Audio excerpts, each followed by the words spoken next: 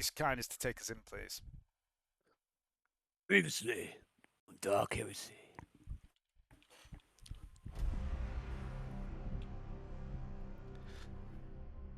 Vernetta had been contemplating her life choices. The strange path that fate had placed her on when Magos Tusik murdered her father in front of her when she was but a girl, and then took her as a slave, almost 20 years ago. During this moment of contemplation, she had been watching Canni through the eyes of the Cyberhound and the Servo Skull in Ludmilla's den. Canni. Another of her life choices, one might argue. She watched the fat lad slice the king's head clean off and choke out Diego, while Slab took on a full squad of king's men, and Esther, Lite and Santiago picked off the stragglers. But then the feed died as Canni left the club, just after he proclaimed himself king. The low rumble of Talmarak's voice interrupted her thoughts. The Astartes, clad in fur and hides, thanked her for her help in locating the lair of Vorhas, the wretched creature who had captured Tal and his team, experimenting on them, killing them one by one. He would return, he said, when he had dealt with Vorhas, if he survived. He owed Vernetta for this favour, for helping her helping him find Vorhas, and he owed Felroth Gelt too. For he had once been friends with Inquisitor Arcturus, Mesmeron's former lover and master. Gelt had murdered Arcturus, and Tal would like to return the favour. He called Vernetta Magos as they parted ways. But Vernetta is not a Magos. She's barely a member of the Mechanicus at all, not in any official capacity at least. But hearing the word, the title, used as an honorific by a member of such an esteemed organisation as the Adeptus Astartes, well, certainly has a nice ring to it. Magos Calamir. As Tal left, Vernetta went out to the hangar to speak with the fortune teller, Agnetha, who had been watching her through the armour-glass windows on the control booth. Agnetha had been speaking with Silas, trying to console him over the terrible damage done to his beloved wagon. Agnetha had offered to keep it clean. No, offered to help clean it up. She'd been very kind to Silas, since she basically stowed away on the wagon to escape the massacre in the carnival. She owes him her life. And then Vernetta came over and Silas asked her for help fixing the wagon. She agreed, when she had time, of course. And then she asked Agnetha about the fortune that she had read for her several months earlier. She will never let you take it, Agnetha had said. The pure form you seek. That heir of a dead dynasty. She'd said something else too. When the oath returns, you must take it. Vernetta asked Agnetha what she knew about Mesmeron, this heir of a dead dynasty, but Agnetha knew nothing, she said. It doesn't work like that. Her powers are passive. They work when they chose to work, mostly, although the cards could sometimes help. She said that the God Emperor spoke through her, showed her things, but she had little understanding of what those things were sometimes. She's told Silas, similar, how her visions brought her in dreams have guided her away from danger and to safety many times. They have kept her alive. Silas even saw a glimpse of one of those visions, seeming to bleed into his mind when he shared the wagon with Agnetha one night in the wastes. Vernetta asked Agnetha to read the tarot cards again for her, and so 3 cards were drawn. The Magos, representing mastery, machines, the old ways. The Executaria deck, of which that card is a part, is associated with the ephemeral, the unknown, the future. The position of this card in the spread, the hand that was dealt, indicates the past. It tells the reader something about the nature of a problem represented by the second card she drew. the speaker card of the Mandashio suit, which is associated with wealth, or material possession, procedure, tradition, obedience, and service. It represents travel, strength through unity. Interdependency is represented by a Chartist captain. The third card supposedly suggests the solution to the problem posed by the second card, or a possible outcome of events relating to that which the second card represents. And this third card that was drawn was the Renegade card, bearing the image of the legendary Abaddon the Despoiler. It is symbolic of discord, work interrupted, anger, jealousy, and narrow-mindedness. The Discordia suit, of which the Renegade is a part, is often associated with change or conflict, but also with energy and with growth.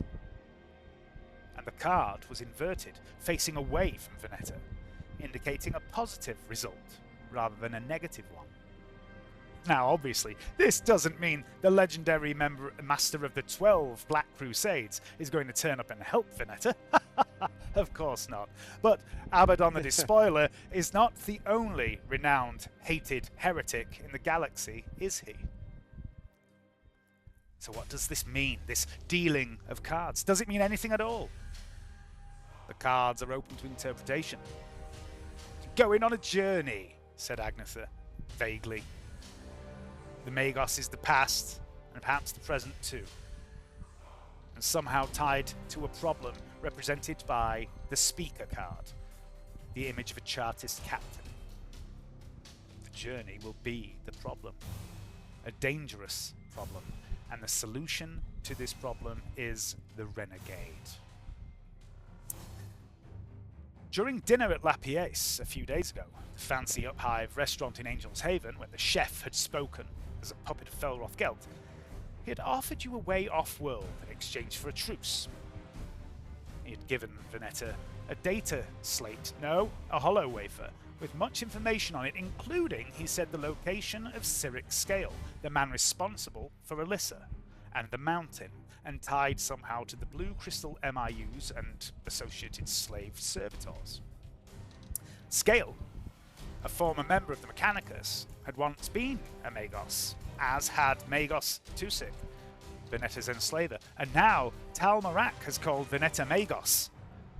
Surely these cards, this fortune, could not be so literal. The Magos card representing both the past or the future, a journey, the problem, the solution, the Renegade invented. Surely it's all just nonsense, just cold reading and parlor tricks, right? Right?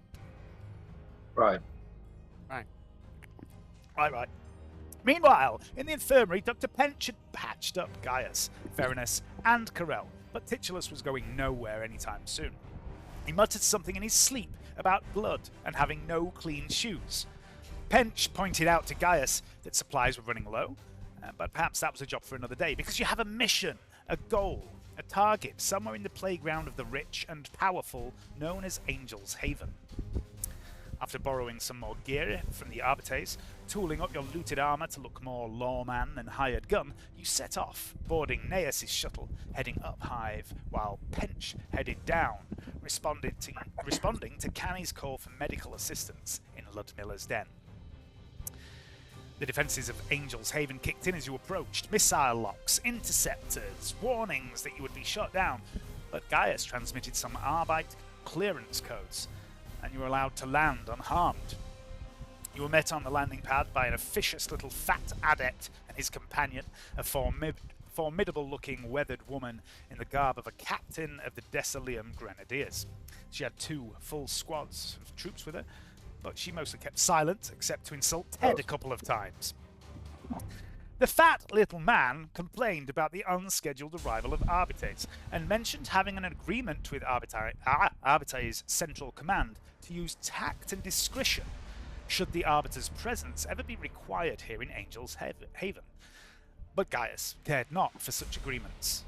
For while he may be a member of that hallowed institution, the Adeptus Arbites, he is also a member of another organization, one that is much more powerful and does not need to worry about agreements, tact, or discretion should it choose to ignore them. Gaius flashed the rosette, and the demeanour of the adept changed immediately. He could not have been more helpful, summoning a cab, giving you his vox frequency. He even gave Vernetta his shoes when asked to. The captain was still a little hostile, but then her duty is to protect the nobles who travel to Angel's Haven, not to play nice with the likes of you. And to the House of Virtue you travelled, striding through the front door, confronting the Madame, after Karrell tussled with the lone security guard, who might have been a little simple-minded. And this man, Resocian was his name, was found to be fitted with a blue crystal MIU. But from his and Madame Webb's reactions, it seemed that neither of them had been aware of its presence. Karrell cuffed Resocian. "Arrest them all!" demanded Gaius, as Vernetta drew her plasma pistol, and ordered Madame Webb to take her to her office. Questioning several more patrons and workers on the way, including one Father Horn, who claimed to be here to listen to the confessions of the workers, and the stunningly beautiful Celestine, neither of whom were fitted with MIUs, you then headed to the office, ignoring the grunts and moans and sound of cracking whips from beyond the doors along the way. Karrell dragged his increasingly numerous prisoners along with him, cuffing more and more people, and Ferinus watched over them all as Vernetta interfaced with a cogitator in Madame Webb's office. There was a man here in this office, an adept of sorts, simple-minded, like Resocian, but with a good head for numbers. He was doing the books, but was also obsessed with the idea that food had been going missing from the House of Virtue, enough to feed several people.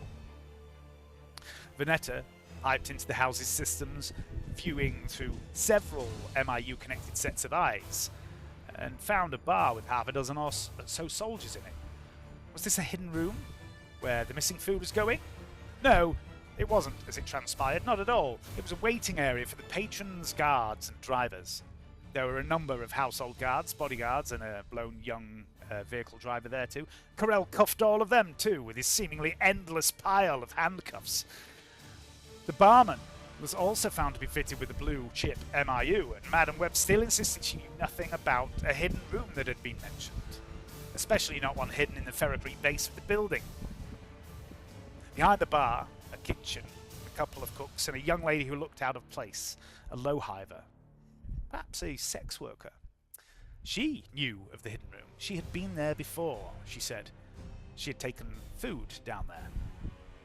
And the entrance to this hidden room was found within the laundry room, behind a false wall. And then there were stairs down into a grubby, dingy, greasy apartment. And there, upon a bed, was the body of a pale, weak form of presumably a working girl, lowhiver from the look of it, crushed to death by a great weight. And in a back room, a man. A huge, grotesque, fat man, sleeping, naked, save for his stinky, dirty pants, surrounded by picked monitors displaying views of restaurants, bars, clubs, and other entertainment venues in Angel's Haven. All the views present on these monitors were mobile, as though seen through the eyes of other people, the staff who've worked in those environments. The Nexus has been found. Gaius drew his shotgun and placed the barrel to the fat man's head.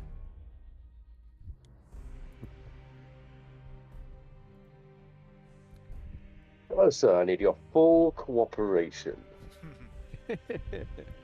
Right, just a second. Let me put a thing on here with the thing. No survivors. Stop it, Alan! Sorry, I just a little something on my chest. The fat man's snores shake the room, the rolls of his blubber rippling with each rumble. He snorts. He farts. The foul stench of his insides seeping out from the stained, threadbare pants he wears. He reeks of stale sweat, piss, and shit. Gaius' shotgun presses against the back of the fat man's head, an inch or two below the barcode. 1-0-4-3/1-0-0-0-0. There are a number of cranial plugs in his head, connecting to the equipment before him by several snaking armoured cables. And the screens before him are constantly changing as they cycle through the many different viewpoints of many different people in many different establishments. In one of them, you see Theranos standing in a room full of people on their knees and in handcuffs. In the adjoining chamber that you entered to get into this room, Sinara, the downhiver who led you here, begins to scream as she notices the crushed body on the bed. And the screams wake the fat man. His snoring ceases with a snort. "What in the warp?"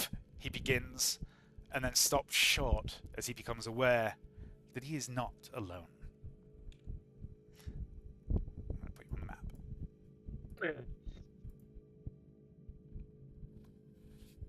Missed that last bit, Dave. I don't know. Where did we get to? I think literally the last few words. Oh. I saw the lips moving, but it might have just been, "What are you doing?" It was, yeah. It was what in the warp, the fat man says, then he stops short as he becomes aware he's not alone. It's over to you guys. Have you brought your extra big cuffs, Karrell? I have. Dear. I don't We think, need to have a I word don't think with I you, make up mister. individuals like this. Look! I ain't done nothing wrong. You take anything you need. You want food? I can get you food. Girls, chems, money. Anything you want in it. Anything. Just let a lad go. Yeah. Information. Oh, you're good at information then. Information. Well, Oh, I've got loads of that. Yeah. What do you want to know? Bit passive. What we're looking into House of. Was it House? It's House of Virtue, this place, mate. Yeah. House of Virtue, but we're looking into another. What was it? Crimes from here. Well, so this one, it's like this is our first lead for Gelt, as in he's got all these fucking chips in people, looking out their eyes. It's all coming back to this guy. This guy's, I guess, is getting all the blackmail and any other info and sending it on. That's why I've taken from it. Pretty much, yeah. My boss here, commanding officer, would like to have a few words with you. There you go. Haha. Point to Vernetta. It's fine, mate. You've got joint command, you cheeky bastard. So what do I see in terms of the computers and stuff around here? Okay, so what you see is there is like a large wraparound screen to the north of him, which is divided into many picture-in-picture images, which is all various people's points of view in various restaurants, bars, things like that. Like I say, you can see Theranos. You are aware that there's a couple of people that you've already arrested that have the blue chips, and you can see Theranos through their eyes in the room where he's got them held hostage. You can see various lewd sexual acts taking place. You can see people eating meals. You can see people just watching entertainment, having drinks, doing normal sort of entertainment stuff, as well as all the seedier things. And these images are constantly changing. Make a logic test for me, please, Vernetta.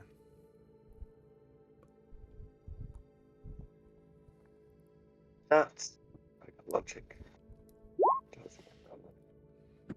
Pass 1 degree.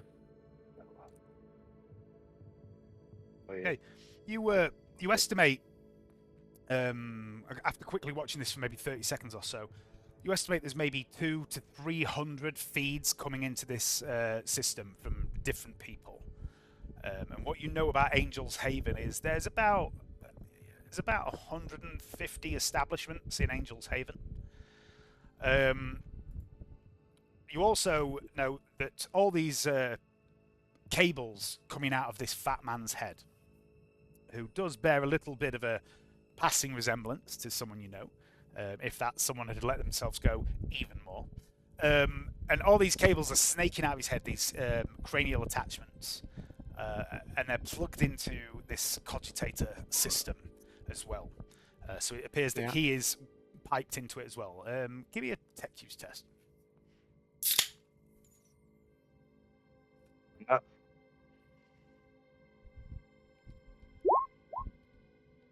Pass 2 degrees. Okay.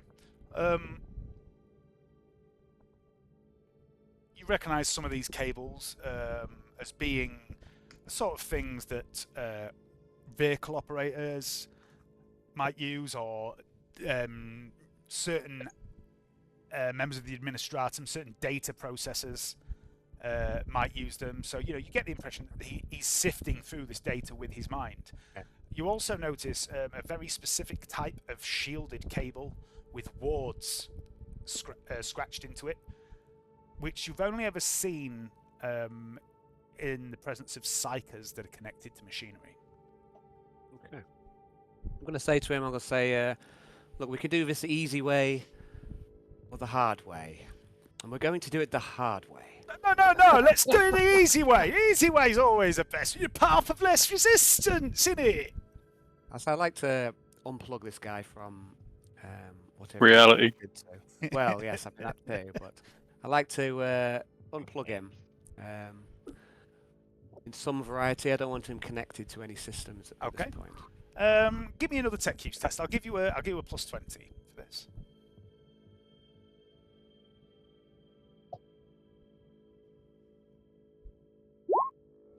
Okay, yeah. You're about to rip the some of the cables out, and you think, hang on a minute, there might be a certain order to this, that you have to do it in order to not lobotomize him.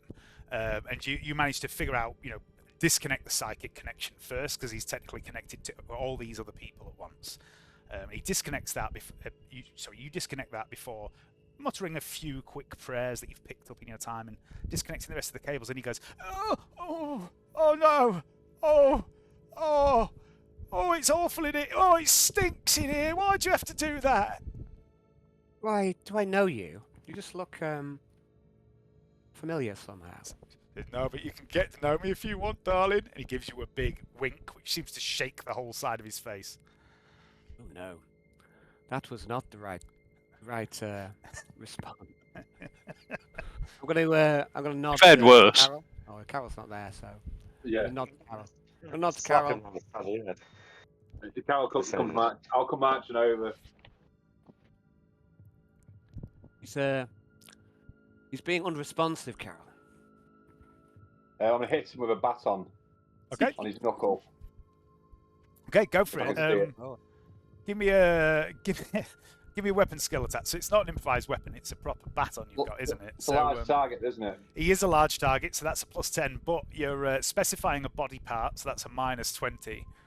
So plus 10 in total. You can have a plus 10 for half aiming if you want, Okay. or you can make it an all-out attack if you want to be a right prick. I'll be an all-out attack, please. Okay, so it'll be plus 10 and then plus 30 for the all-out attacks, plus 40.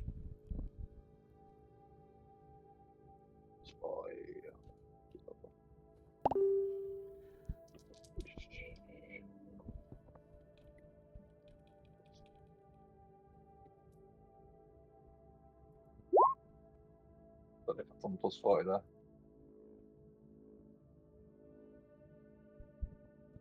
What the hell? How does that make sense? I just did a plus, so it should be plus 40. Yeah, but it's how does You miss. 70? That's bizarre. So you miss at that. You lash out his knuckles at the last second. He snatches his hand away and he goes, "Ooh, what's your excuse fingers? Yeah, don't use them. I need them. I'm a dexterous fellow, very talented with my hands. I am." Not for long. Yeah, we've seen the evidence of your handiwork in the other room. What? What do you mean? He leans back in the chair and he sees the body. Says, "Oh, well, I mean, that was an accident, innit? It wasn't You premeditated. dragged it to death, didn't you? No, it never got that far. She just collapsed under me as I climbed on. Anyway, she's only a scrubber, isn't she? Nobody cares. There's plenty more where that came from." I'm going to hit him. I'm going to definitely hit him this time. I'm not going to weigh him. I'm just going to whack him. Not aim for any particular part. Whack him on his right tit, Karrell. Whack him on his body somewhere.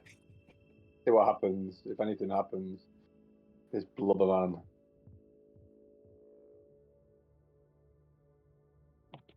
It'll be plus 50, won't it? All out attack again. Yep. We're here for justice for that.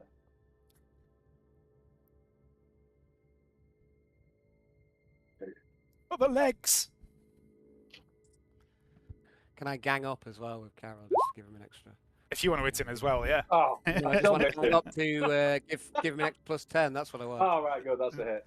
No, I think it'd be funnier to have the fat man somehow not get hit. Karrell swings out with the baton again, and the fat man leans back in his chair. He's got like a massively reclining chair, and it basically goes completely horizontal. So you swing over his head. It's oh, all right, sorry, okay, I said the wrong thing. Please don't hurt Peeper. Peeper's a good lad, isn't he? I mean, he's clearly not a good lad. He's Out clearly. and grab his nipple and start Oh. twisting it with my hand arm and say, "Speak." Give me a strength test. Speak. Tried and tested, interrogate, advanced. Are you a murderer? A reckless Yes. nipple twist. Yes, I mean, yes, I am, but Yeah. Oh, Twisted. cripple. Nipple cripple. Oh. Okay, you begin to twist his nipple, and from an uncomfortable first few moments, he seems to kind of enjoy it. But then the augmetic strength of Gaius Mortalis takes over, and you begin to twist it more and more, and his little squeal of pleasure turns into a shriek of pain. He's like, I am speaking! What do you want from me? I am speaking! What are you doing here? I'm going to try and kick him, but he'll probably miss. I release nipple. how could you? I'm going to say to Carol, how could you miss him? I just He's think it's fucking massive. I just think it's funny that he keeps missing. I forgot to add the fact that he's technically prone, but it's too late now. It's funnier if Karrell keeps missing. Yeah, he missed that other guy as well. It's like, rookie. Total rookie. Fuck's sake. What did you say? So what are you doing? He said, I live here, don't I? This is my place. You're trespassing. Who set What's you up the pro- there? What is the told you nature of to your do stay here? Your business here? Two questions at once. Information. Oh, yeah. No, I just started it. I just bombarded him. He's going, confusing me in my brain. His temple begins to throb. You're giving me a cluster headache. You're stressing me out. He says, look, I live here. I've lived here years. No one set me up here. I came in my own fruit. For fun? Well, yeah, I mean, yeah, I likes to watch, didn't I? He winks. Oh dear, oh dear, oh dear. Oh dear, oh dear, oh dear. I mean, I'm still on the no survivors side. I'm going to look around to Gaius. I'm going to say, I mean, why now? Why now do we let them live? Look, no, let me live. Where No, are you sending your information? What's your name? What's your name? What's your name? They calls me Peeper, don't they? Because, likes to watch. Peeper. What do you do Where with are all you this sending your information? I need all tracks, traces, and recordings. I don't send it nowhere. Look, this started as just a bit of fun, yeah? So you have it all on VOX, HS. No. I mean, I've got some, yeah, but look, this just started as a bit of fun, way for me to get off, because, the ladies, they tend to stay away from old people. But, yeah. Sure. But then one day this geezer comes along here and he says he wants me to do what I've been doing on a bigger scale, right? That's all. He says he wants me to keep doing what I'm doing, watch people and report back to him. That's all. That's all I do. Where'd you send it? I don't send it nowhere.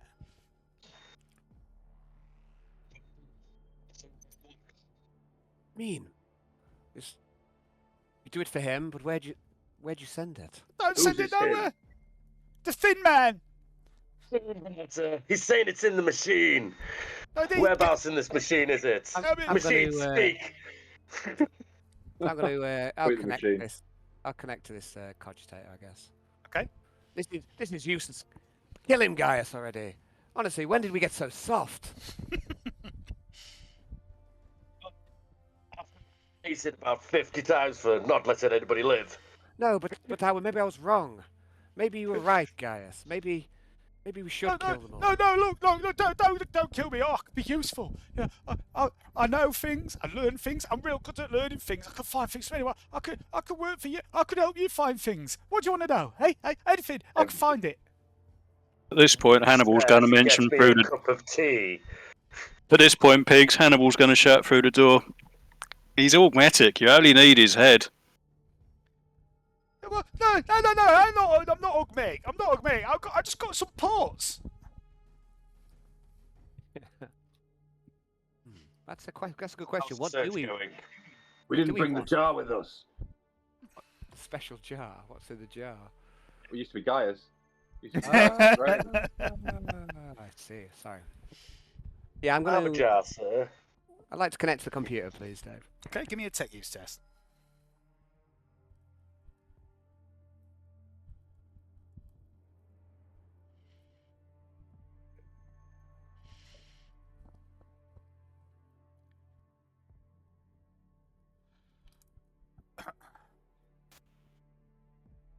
Okay. Hello. Hello.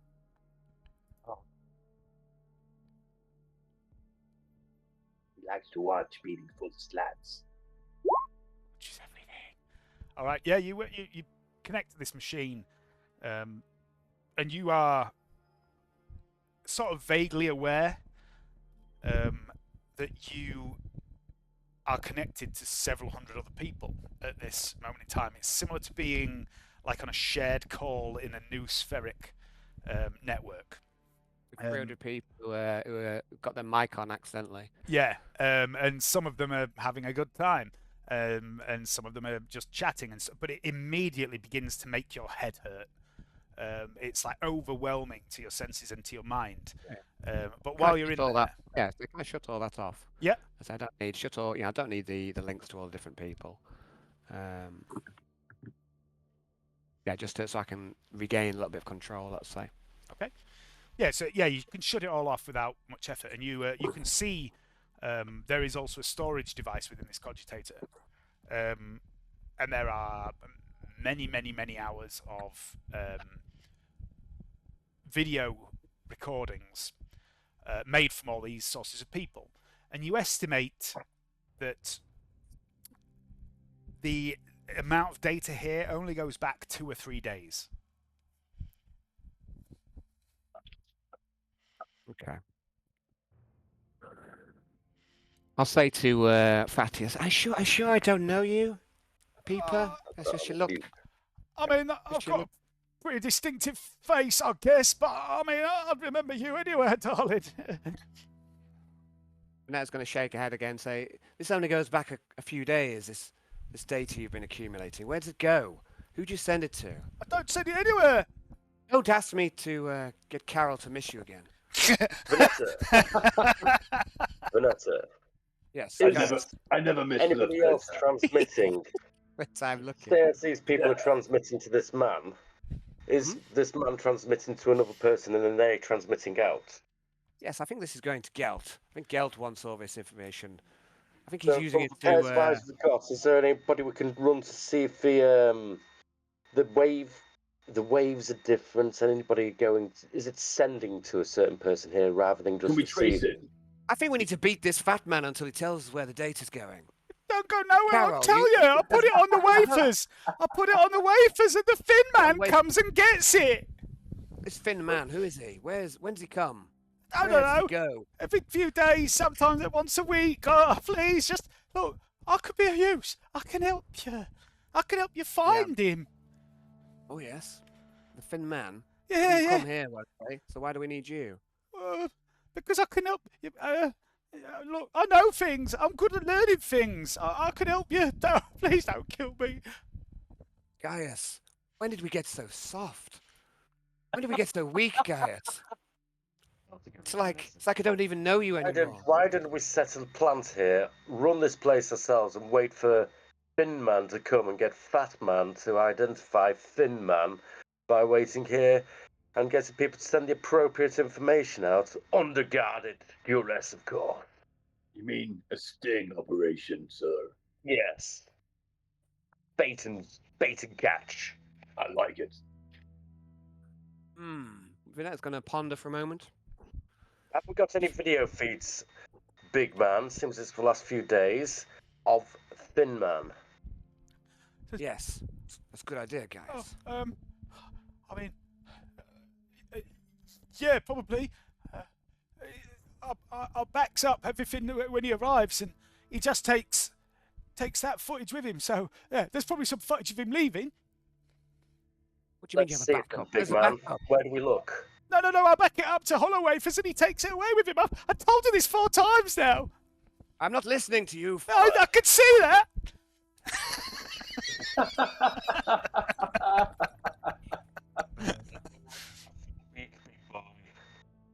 Oh, is that Hayden breaking up there?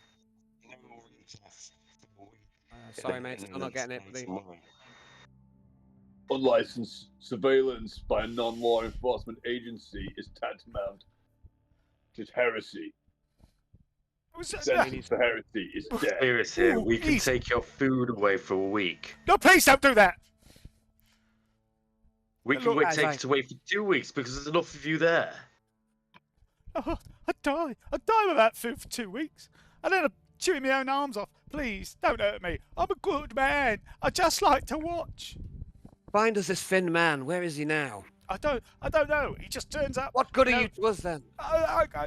If you connect me back to my systems, I can have a look round. If he's in Angel's Haven, I'll find him.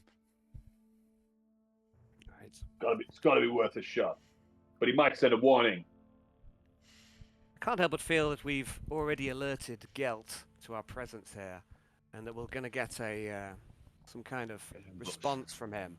I feel like we need to smash and grab. He'll be watching from another person's eyes, and that's the person.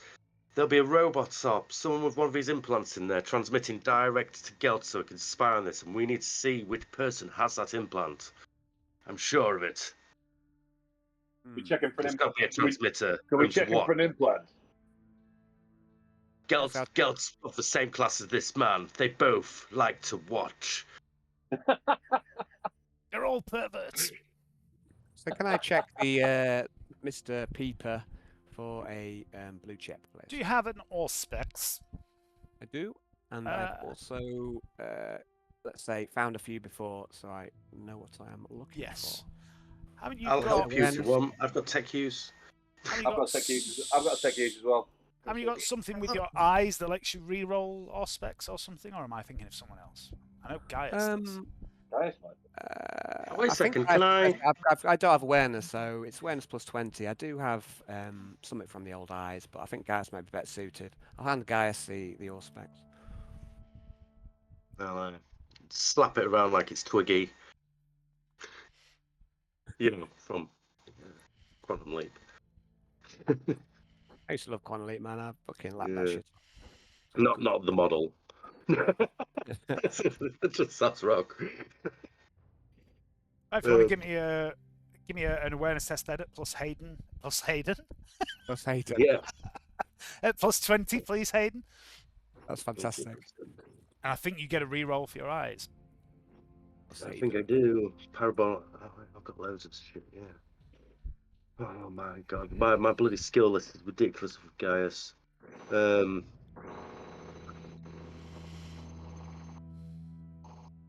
a week of respirators to the glass tire on prime carriers. Very nice. Okay, a drink. I'll be right back. Okay. Right, yeah. Plus, 20 plus and a reroll, I think, yeah. Right. Okay. Sorry for that. Right.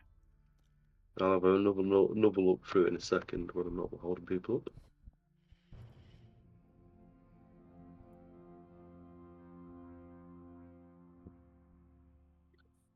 It was good. Yeah. So you start scanning with Vernetta's Auspex, and she's already got like a detection profile built into this Auspex to help her find these blue chip MIUs. And almost straight away you'll find one at the base of his neck, at the back, sort of in between two of the vertebrae of his spine. There is this wafer thin sliver of this blue crystal and a small metallic surround built on it, similar to what you've encountered before. Let's have it out then. Is there any way to hack into it while it's in? Because he'll probably be watching everything from Fatty's eyes. Fatty watches everybody else, and they'll be watching everything from Fatty, I'm guessing now. Well, for me, I feel like the next link in the chain is to jump this Finn dude, because he's the one who's taking the wafers elsewhere. So he's the next. So I think this guy's a bit of a patsy. Right. So I don't know. I mean, maybe you're right. Maybe Gelt is watching through the eyes of this fat cunt. It's quite possible. I've got a feeling. Everyone who's got one of them in is linked to, somewhere else. And he'll be at the main key network, I'm guessing. If he's watching everything, then he's at the main key network, isn't he? So what I guess he Vernetta could does be the know, main transmitter. what Vernetta has worked out about this is that this is kind of a closed network. This was the Nexus, which is something here which you've now determined is this fat man and this computer system, and the 200 to 300 people that are connected to it. That is all that is on this blue MIU network. Vernetta figured that out before. It's not connected to anything externally. Yeah, so basically it goes to the chips and it goes to Gelt that way via this Finn man. Is that what we're saying? Yeah. Okay. I'm just going to check the video surveillance around the building as well for any external things, looking at other buildings going in and out. You're looking at what, sorry? That's something I can maybe do at back of base, actually, that. But I just want like to, to know just what want to try and cameras find are this. around the outside of the building. So just to see how much information they'd have on us entering, to see how much we could maybe get a lead on this guy, or if he's ever going to come back, just to establish a little bit of information. So there's nothing here that shows the exterior of the building. You might get lucky if you went through the hours and hours and hours of footage and see, if someone that is connected walks past the building, you might get lucky and see some exterior footage. But there is no CCTV. Everything that's connected to this cogitator is just through the eyes of people that are connected to it. Where are the wafers then? Yeah. And can you give me your earliest one and the exit door videography on your from the first few hours of recording? Because that should be when he's exiting. There is, on the desk in front of him, there is a box of hollow wafers. And Vernetta would be familiar enough with this sort of system to know how to put them in to the cogitator and extract the information if you wanted to do that. Yeah, well, Obviously, I'm interested to start recording afterwards. Sorry, Alan. I was interested to know when or where this guy gets these wafers. How do they make the trade? So I'll ask Fatty, Umbati. You say so. He puts the data on these wafers. This Finn man comes and gets them at least every week. So, yeah, once a week, sometimes twice. It depends, don't it? Where's the trade? Where'd you make the trade? Here, he comes here. He brings me my pay, and he takes it away, and I don't have to worry about it anymore. He lets me keep the good bits. Does he pay you in pies? Yeah, and pizza, and women, and obscura, and booze, and pretty much anything else. You've just signed your own death warrant, my friend. Oh, no, don't kill me. I'm a useful man. I can help you. Just give me the word, Gaius. Just give me the word. Got him. No, kill him. As you see, I'm the good cop in this situation. My friends here really are thinking of your demise, but I don't want that yet. No, neither do I. Who are you and what have you done with Hayden? Please. I missed the real Gaius. This is Robo Gaius. This is what happened when we had his emotions removed. Robo Gaius, remember. So, yes, it's kind of going through it, and So, guys, here's what I like. I feel like we need to make a sting for this Finn dude. He's going to come back here sooner or later. Yes, maybe we should try and do a sting. Stakeout. Yeah, stakeout. Try and get the madam on board with it as well. we need to have Madam over to tell us who comes in and comes out. Yeah, she will know. She must have seen it. Yeah, she must have seen him come and go, right? So We'll drop the charges that she's harboring a known criminal. This man, this creature. we don't need this peeper any longer. We don't. Well, no, Use invite his leverage. Madam down here. She will not like the smell. She might spill her beans while her eyes are watering. Yes, I beg you. He's a heretic, clearly. If he's not a heretic, then who is? Can't suffer him to live. I've got a few more questions for him, and I'd like to question him in front of Madam. you sure that's are you sure that's wise? She might She freak the employs fuck him out. after all. I don't think the madam even knows about this gentleman. I'm pretty sure she doesn't. She was unaware of the blue chip. I bet she's not aware of this guy. But she's just a good-natured whorehouse runner. No, just decent Just type. providing a surface, salt of the earth type. Yeah, she's all right. I think she's all right at heart. You know. We need to go get her now. I'm going to vox into her. As you wish, guys. Let's bring her down. Send down the madam. And tell her She to knows bring where a to go scented through the kitchens and tell her we know. Okay. Theranos voxes back, guys. Says, right. Okay. Yeah. Just a second. Just tell her we've solved her missing food problem. After a few moments, Theranos comes back on and says, right. Madam Webb seems a little confused. She said, what do you mean down?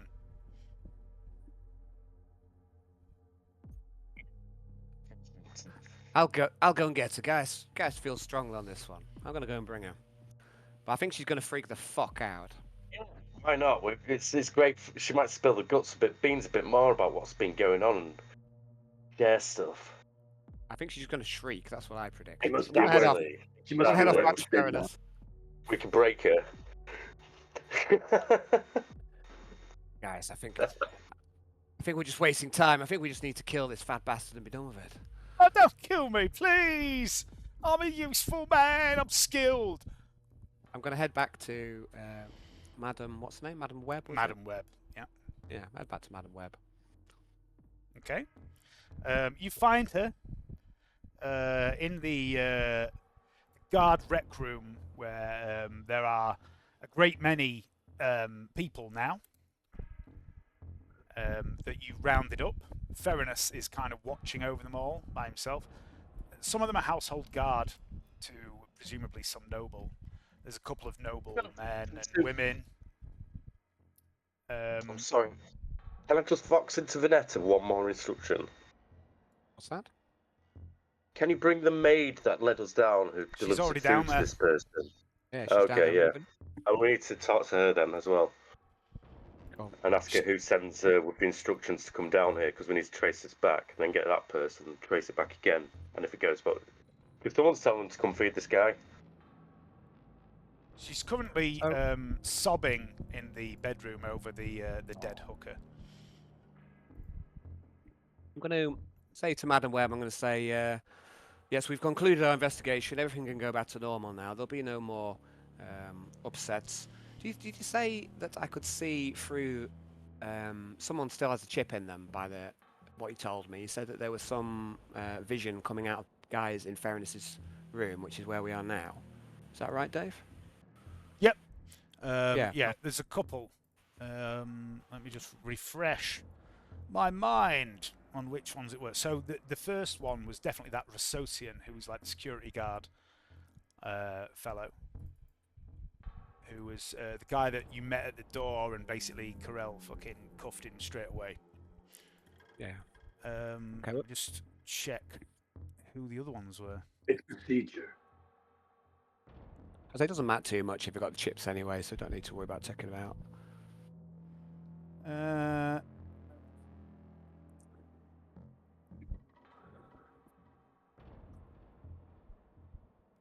Yeah, I'll say to Madam Webb, I'm just going to say, Gaius and Karrell. He wants to speak with you.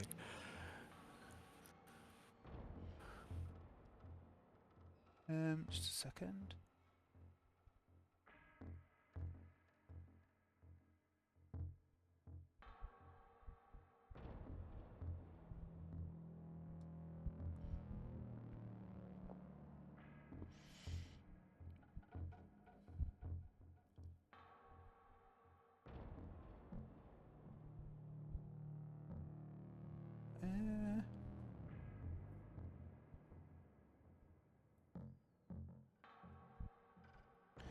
Right.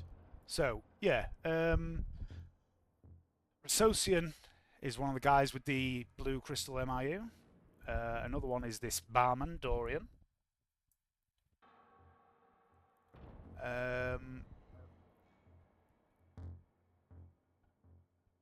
That's it. Yeah. Cool. But I'd say it only goes as far as the wafers anyway, so it doesn't leave anywhere else. So I'm not too worried about checking all the chips out. Say to Madam Webb and say, we've concluded our investigation. These people can go free. We don't need to keep them under arrest any longer, but we do need you to come with us. Gaius needs to speak with you. I'm going to look at her, slightly pitying. I'll say to Fairness, you can let these people go for now. We need to go back to normal here. Fairness starts uncuffing people. Madam Webb begins explaining to... How many customers are there in here? I think there's only a couple. There's technically only one. Lady Salvara Morn here. She's saying to her, I'm terribly sorry for the misunderstanding, Lady Morn. It appears that there has been some false information about a criminal on our premises. If you would please like to pop back another time, and I will ensure that you are refunded, and also that your next visit is on the house. And Lady Morn goes, I will not be returning to these premises. And then she clicks her fingers. And the 6 household guards and the young lad at the table all jump up and follow her out as she stomps out of the room. And I'd like you, Vernetta, to make an awareness test, please. Oh, what test? An awareness test. I'm good at these. You believe. No, you're not. You lied. Okay, so Lady Morn and her entourage leave. Just move them off the map so they're no longer a problem. Right. Fairness begins uncuffing everyone else. They all start asking a lot of questions of Madam Webb about what's going on, and she's telling people, she doesn't know what's going on, blah, blah, blah. She says, but I must return later with I have to deal with these law enforcement officers. And she heads off with you and Fairness. Yeah, I'll say to everyone there, I'll say, don't worry, it's just a false alarm. There's definitely nothing going on here that you need to worry about. Okay. And then back downstairs. I have a Gaius.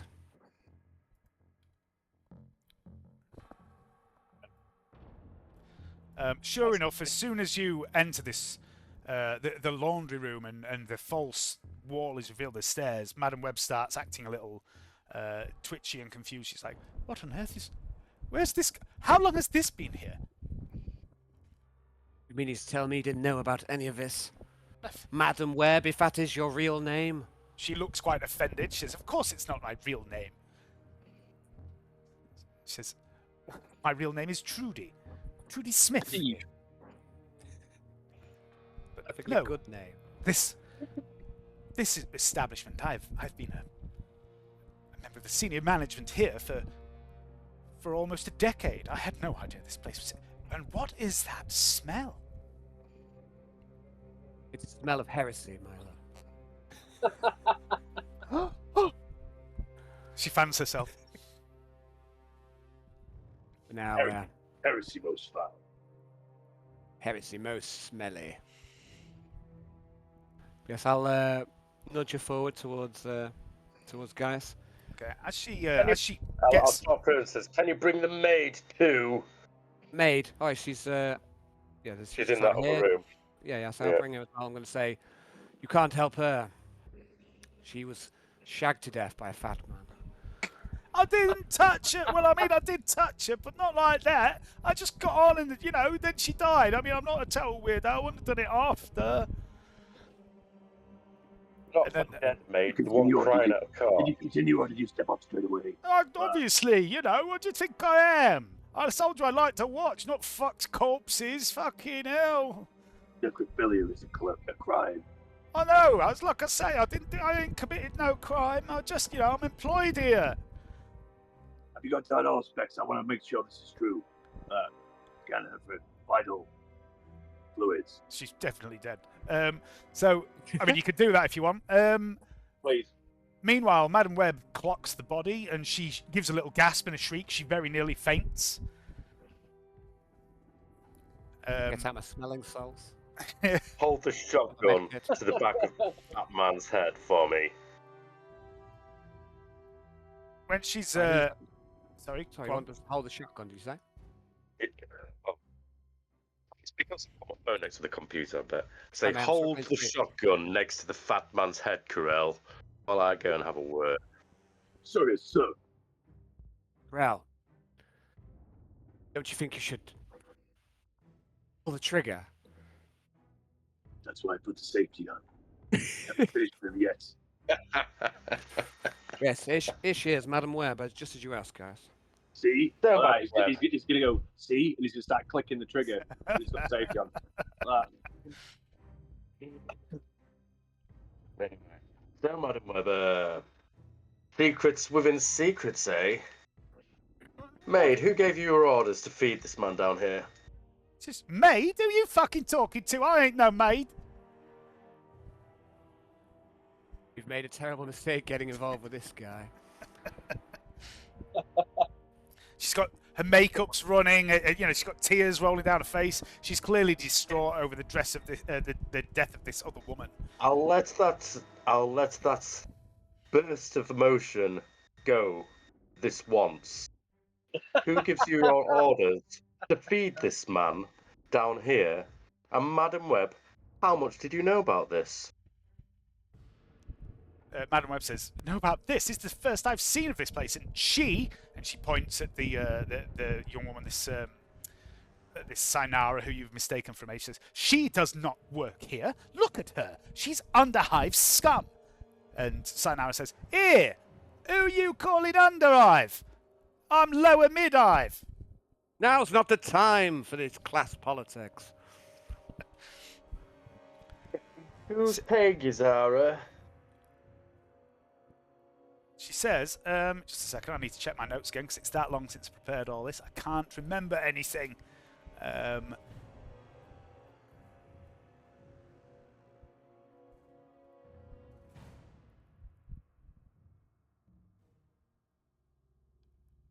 wait. Right. Who's the one pulling our strings? She says, "It's Falgrim upstairs, isn't it? I pops round once a week. We've got an appointment. End of his shift, he likes to get his freak on and that. And sometimes he asks me to bring his food down here. He says, well, this week, I brought my mate here." She points to the corpse. Says, "He said he wanted a little bit extra fun. Don't look very fucking fun to me." Well, it's your fate if you don't tell us the truth. Who was the name of the person who push tells the you to barrel feed of the this gun man? and click menacingly with the safety on into the fat man's head. I don't feed this person, but who is telling you to do it? Falgrim, he works upstairs in the kitchen, don't he? Falgrim. All right then. So Falgrim knows something. Thank you very much, Zara. If it comes into fairness, bring down the Falgrim from the kitchen straight away. Fairness taps you on the shoulder and goes, "What, you mean you want me to go back up there?" Oh yeah, fuck off. He goes, "Oh, fucking hell." Fairness goes scampering back up the stairs. Fairness. You're never where I need you. Madam Webb, and you say you have no idea what is going on. You must know regulars each week would come in and out. Of course, all of our... Fat man. Come and meet the fat man. The fat man. Yes, come meet the fat man. The fat man. And I'll say it like that. I'll say, come, and I'll beckon her through into this room. Okay. She enters the room and immediately she's already got a handkerchief over her nose. She goes, "Oh, what by the throne is that Please, foul Madam Webb. monstrosity?" One of your employees. Absolutely not. We have very high standards here He's at not the working house. out your of building, virtue. isn't he? Well, technically, I think we're below my building. This is brought for your kitchens, Madam Webb. who do you know who comes in regularly, maybe comes towards the kitchens each week, what's the description, Fatman? Finn, isn't it? The Thin Man, Thin yeah, Man? the Thin Man. Describe him. Height, build, So size, Satty and height, Finn and hair, Finny are working together. He's skin colour. You wear glasses. tall, and he's Does he thin, wear a hat? and he wears a suit. That's all I know. He comes in, he don't say much. He's a bit weird. Suits, man, otherwise Karrell will pull the trigger here. Click. Safety's Just still give on. me the word. Just give me the word. Like that. He's gonna shove the gun quite hard into Fat Man's ear. Ow! That's me good listening here. Yeah, it's about to get a whole lot better. Don't think that's how ears work. It's like I thought, guys. She doesn't know anything about this. It's what this No, Finn man? When did he come? No, the description of the man who comes in and out the building. Would you know him again, Madam Webb? If he came back here, would you be able to send him our way? She said, I have no idea who this man is. A thin man. You must have seen him. He comes every week. He's Finn. That's all. He's Finn. And the Thin. man. Oh no, it doesn't ring a bell. Look, I have no idea what's going on here. I want no part in this. And to show you that I mean that, I will give you my full cooperation. We have a full appointments book. Nobody comes here without an appointment. Everyone has appointments every month to 2 days. What's Tall and Finn? Most of my clients are here every few Oh, days or Finn. once a week. That fits no end of people. That could be several people. We'll work it out. We'll get Fatty here while he still lives to identify him. Have you got any personal data on the clients you have for accessibility to the club? Maybe photo ID. Well, no, we don't have anything like that. This place runs on an understanding of discretion, you understand. But this isn't very discreet down here. These blue chips at the back of the neck. Xenos technology, may I add? Xenos technology? Oh, she very nearly faints. Forbidden! You're implied in a lot of crime here, Madam Webb. We need your full cooperation. Yes. We're going to do a sting for this Finn man, and we need you to play a part. What? A sting? A sting! We're going to Sting, sting the bass player in a band. He was also the singer. He just turns around and pushes the gun harder until he Fatman's ear. She's leaning on the wall at this point, finding herself. Says, "You want me to? I really don't think I should be involved in all this. This all feels a little bit too much for me." We must, or else it'll be the end of you. We'll consider you an accomplice if you don't help us. An accomplice? Well, I've never been so. Actually, no, I have been more offended before. But I tell you now, I am not an accomplice to whatever this is. And That's what an accomplice would say. Well, Yes. then I am. trust you. No, wait. I trust you, Madam Webb. Don't worry. You'll help us. You have to. You'll help us, won't you, Madam Webb? I would like somebody, please, to give me some sort of fellowship-based test, however you want to do this, be it charm or intimidation or whatever. Look over to Gaius. Wink at him. See that message I sent you, Pigs? Yep. Maybe so.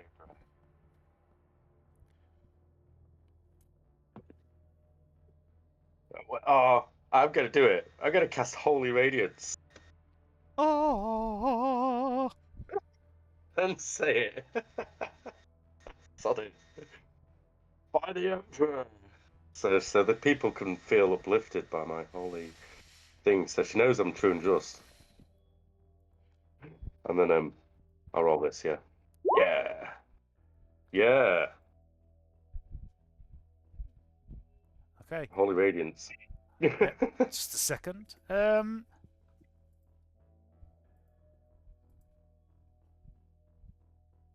I've done something stupid. Just a moment. There it It's is. sounding enough Smack buff, them. buff. But it just looks cool. Just checking something. I'm sure I had that. Oh, my one and only Oh, wow. spell, isn't it? Nice roll, guys. Yeah. Yes, I thought it up, man. All right. So Gaius basically gives her a little speech about how she must take up the mantle. She must serve the Emperor in this. She must assist these agents of the throne in capturing their mark. And she seems enraptured by Gaius. And at one point you think she's going to drop down on her knees in front of him. Who knows what she'll do when she's down there. And she stands there wringing her hands together, her eyes moist, and she says, "Yes, officer. Yes, of course. Of course I will help you catch this foul, thin man." And I put my hand on her shoulder to relax and say, well, let's get you out of this foul place and away from this. And we'll have this mess cleared up. Yes. We Yes, need we've your got to full clear it up. cooperation. What about the No. perp? And I'm going to push the shotgun purposefully into his head. 1 minute, No one's- Karrell. No one's going to do it. I'm going to start powering up the plasma pistol. Does everybody want me to want the bloody fat man to die? I mean, like, we've got his hollow mean, if- wafers. It's fine. If you're too weak to do it, guys, I'm going to bring out the plasma pistol, start powering up, put it on overcharge. Okay. I'll do it. It's fine, guys. I'm just disappointed. The plasma pistol powers up. And in the moment that the pistol reaches maximum charge, On the step There is- side. there is a bark of a firearm. And Hannibal Dun. executes the prisoner. Well, He's been- thank He's fuck been for that. waiting. He's been waiting for an excuse to shed some blood. Sent Pigs a message about 10 minutes ago saying the next time anybody says anything about killing him, I'm shooting him in the back of the head. Thank you, Hannibal. I'm glad someone has the cojones to do it, and I'm going to give Gaius a little glance. I'm just going to blurt some binary code at you. What makes no sense. I'd like everyone, please, to make awareness tests. Binary spy. Awareness test. I'm good. Binary. Yeah. Oh, 0111000. Oh.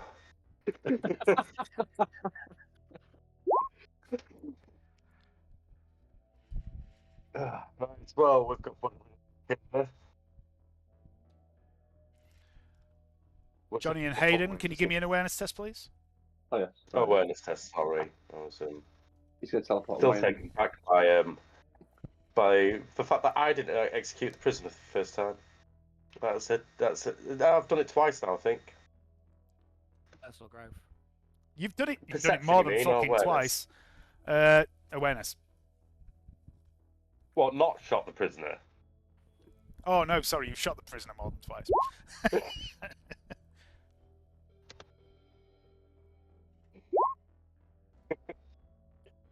What sort of test was it anyway? Was it here in sight? No, it was just a general awareness test. Okay.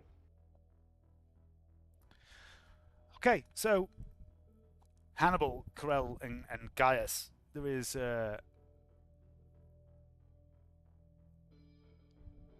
brief moment as Hannibal executes this man. There's this peculiar smell in the air just for a split second, in the fraction of a second before Hannibal pulls the trigger. And as the head explodes, you can now see the blue crystal MIU is jutting from the base of his neck, what's left of the stump of his neck. Fuck it out. I'll take it. I'll just take it out. Okay, add it to your inventory, please. No, blue- I'm going to offer it. I'm going to offer it to Vernetta. Oh. This is I your missed son. that name. What'd you say to me, sorry? I'm going to offer it to Vernetta and just, gesture towards Vernetta for it. I'm like, you'll probably be able to make more use of this than me. I'll take out the evidence bag. Okay. Add yet Go another now. blue crystal MIU to your inventory. It's nice. I'm expecting all the whole wafers as well. Yeah, I'm losing you a bit there, Hayden. Yeah, it It's all the sounds. whole wafers as well. No. I'll collect all the hollow wafers as well. Okay, cool. Currently, the hollow wafers Yeah, are empty, but Vernetta would be able to, if you want to transfer all the footage. Yeah. So let's take all we can. Search the back. I'll search his room a little bit as well. Okay. So you're backing up all the footage, are you, onto the holowafers?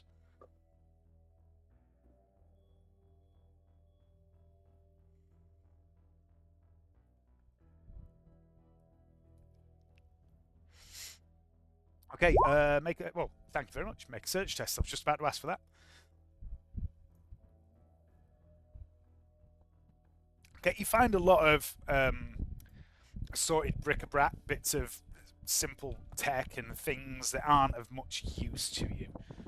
Nothing that, would raise any alarm bells. No weapons, nothing like that.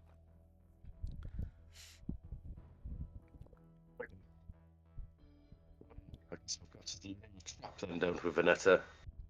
Sorry, mate, I'm struggling to hear you. Yeah, you is breaking up. I'm getting a little bits of it. Is your I'm phone struggling next to your PC again? Because it seems to be when you... No, it's in my hand. Oh, right. Is that better? Well, I don't Yeah, know. that's better.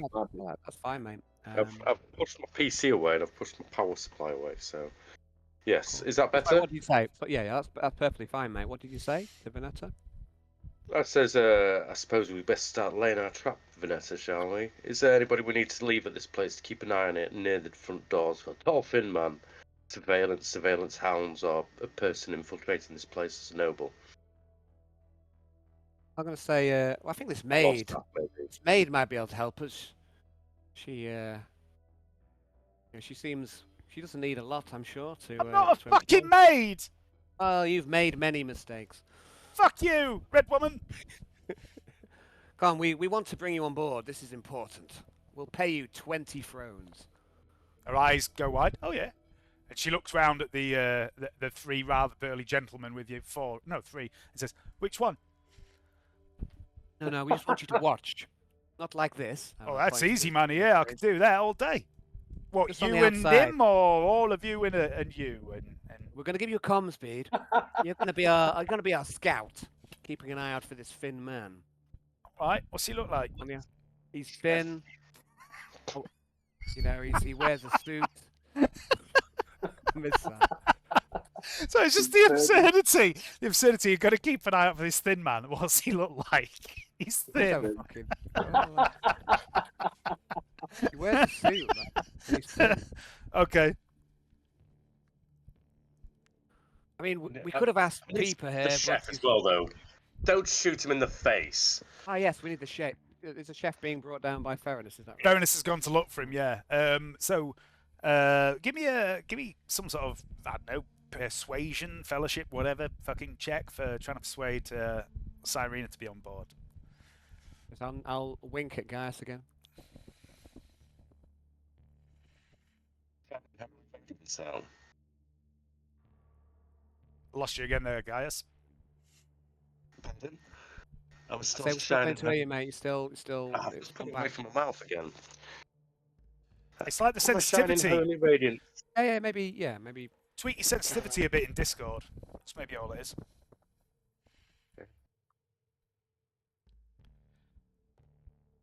Wait a second.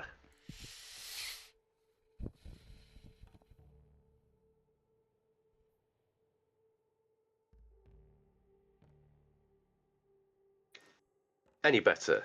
Yes, Yeah. crystal clear. Right. I just needed to rejoin. Where were we? Getting the man down. Looking for him. Oh, yeah, Currently there's making the- a persuasion test. I was So, saying, yeah. have we got any holy radiance still on? Yep. Right. Okay. Yeah, Ferinus has gone to look for this Thalgrim.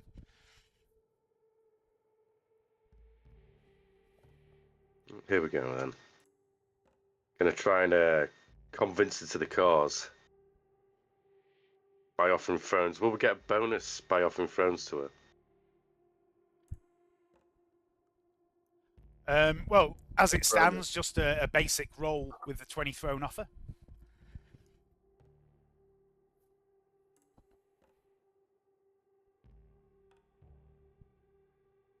So that's just a fail.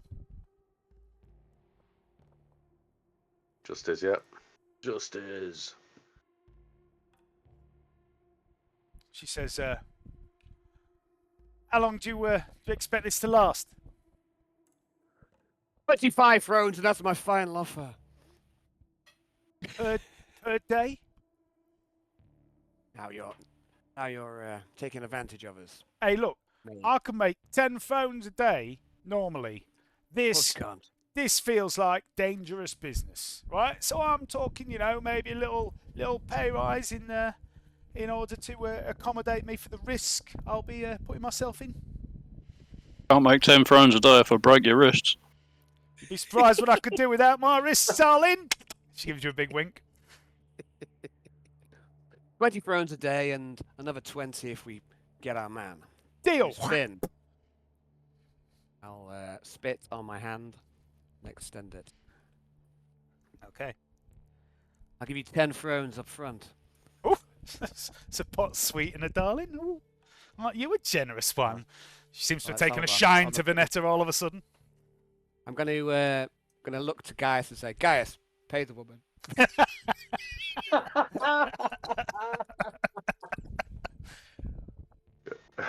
Gaius is going to laugh in his rowboat voice and go, I ain't got no money. Let's have a whip Ain't round got then. no thrones. Has anyone got any money with them? I left my wallet at home. And, I'll comms you it silently, in fact. Sorry. Yeah, I Fair think enough. how many thrones have I got? I've got like 5 or something. I've I got think none. it's ridiculous. I spent it all on the multi-laser, so... Fairness, I paid Fairness it comes last back. time Fairness comes jogging back down the stairs. He's a bit out of breath, and he goes, "Fuck. V, What's up? this Falgrim geezer. I think he's fucking done one." Oh, bollocks. Says, he's the chef. He was there. He was right fucking there. I think when we uncuffed them all and come down here, he's done a runner.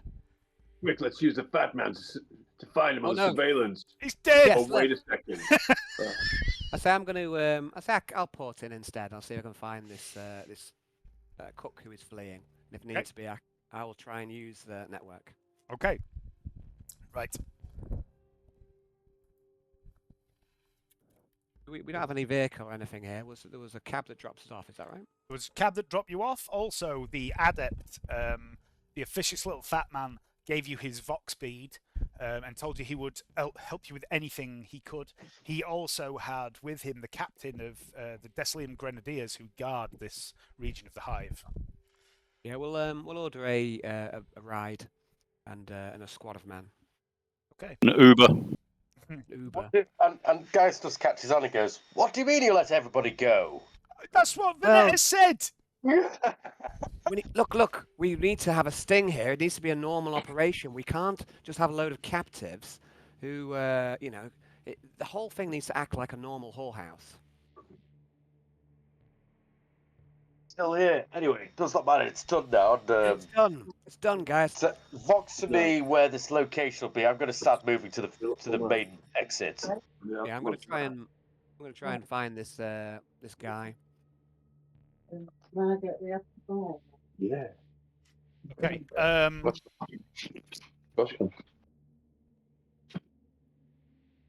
So you're trying to search for Thalgrim, yeah? Yes, I'd like to use the heretical network, please. Yep, go for it. Give me a tech use test. Also a willpower test, because you'll be connecting to the many people, right?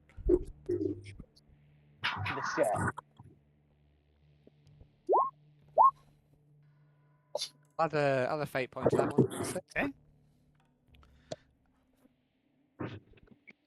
And a willpower as well. Oh. I failed that one by one. Okay. We roll a D5, please, Vernetta.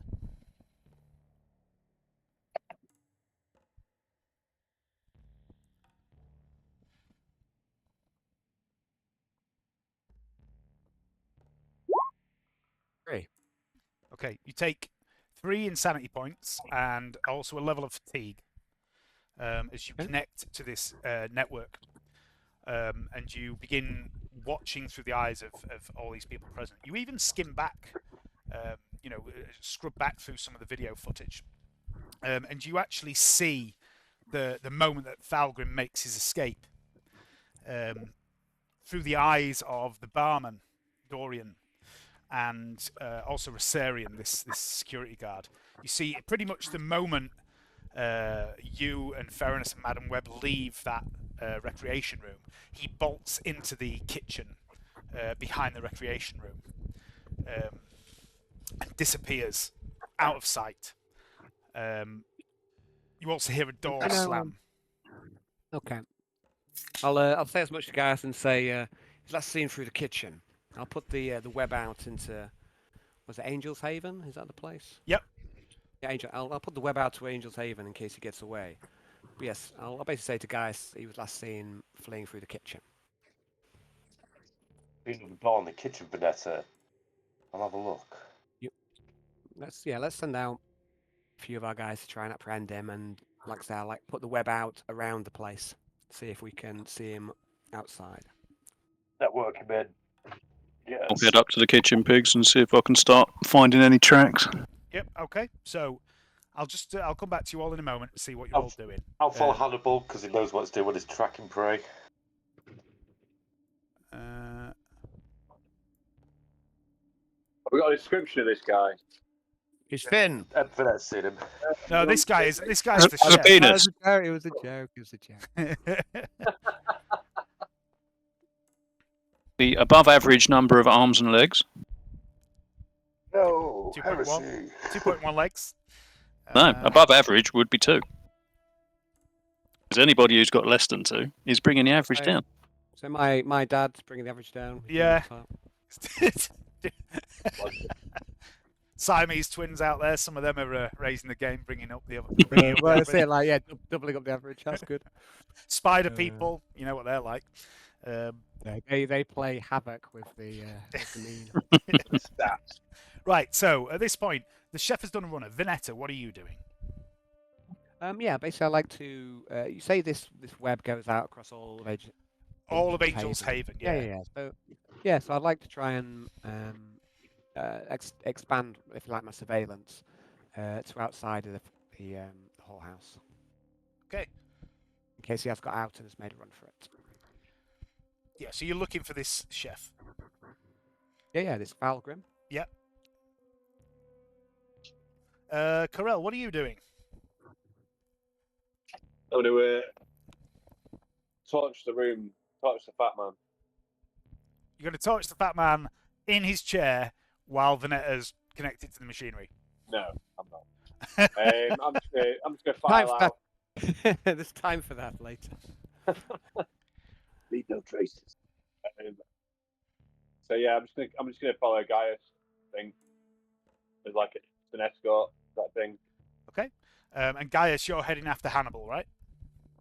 Yeah, Hannibal knows what he's doing. And Hannibal, you're going to try and track this guy, right? Mhm. Okay. So first of all, you head back upstairs.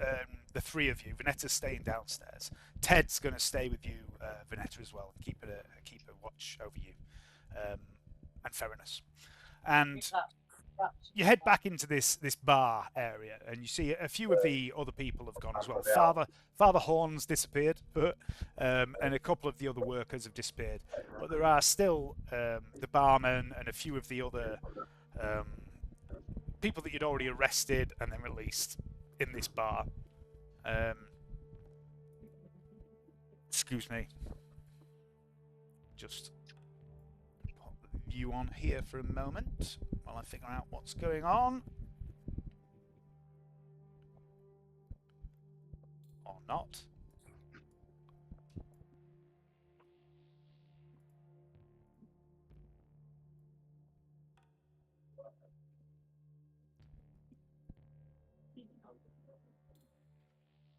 There's the three of you in the bar over here. The kitchen is north behind the bar.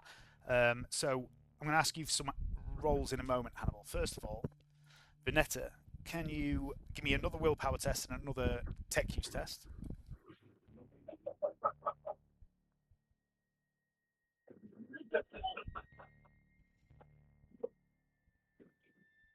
Okay. That's a pass. Okay. And a willpower. Yep.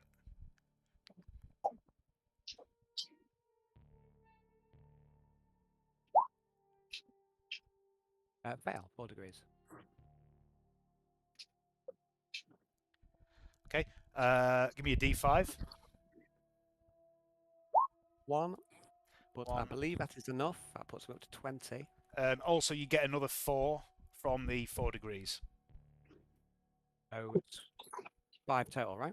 Yep. It's definitely another 1 then, so that's 24. Also, another level of fatigue. But Okay. on the plus side, the 1 degree of success on the tech use test gives you a plus 10 to the awareness test I'd like you to make now, please. And it is sight-based.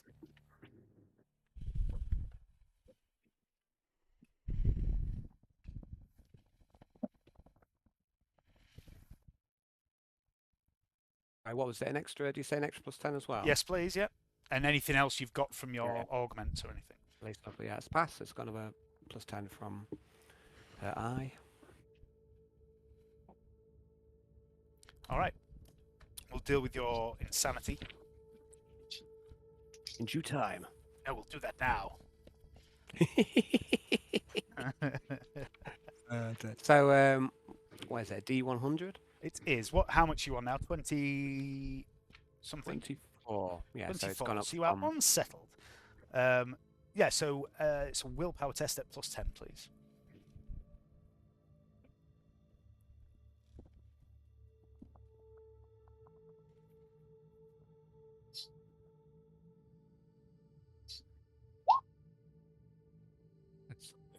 You're absolutely fine. You can handle it, Vernetta. I can take it.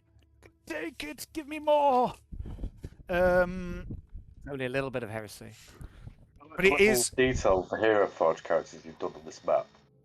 Yeah, I've spent a lot of time fucking about with all this. You haven't seen half of it. I don't know if I ever showed you this as well. Like,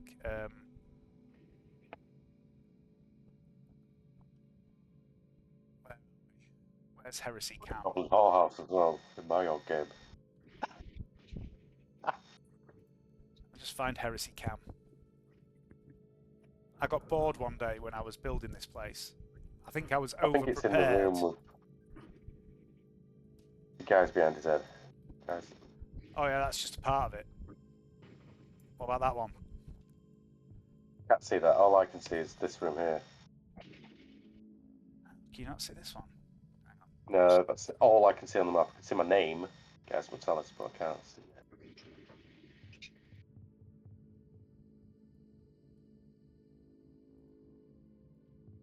What about now? One second. It's all virtually black. Oh, yeah, it's all black apart from that one room. Here. That's all I can see. Can you not see this room? Nope. Just see this room. Oh, I see why. There we go. What about now? I can move you, dude. Yeah, I can now. Yeah, there was a lot of boredom that day. So,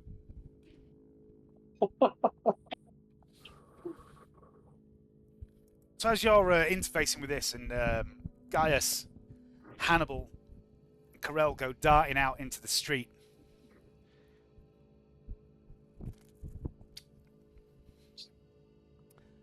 Karrell, I'd like you and Gaius to make an awareness test, please.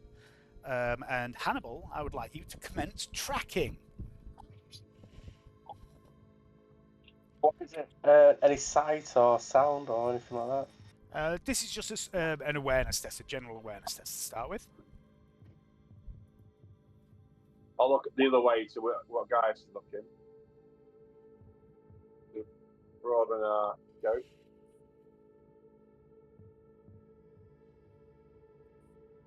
Just a fail there from Gaius and 3 degrees failure. Karrell's the worst fucking cop ever. Worst No, he's good. No, he's just perfect, mate. Don't say it's not true.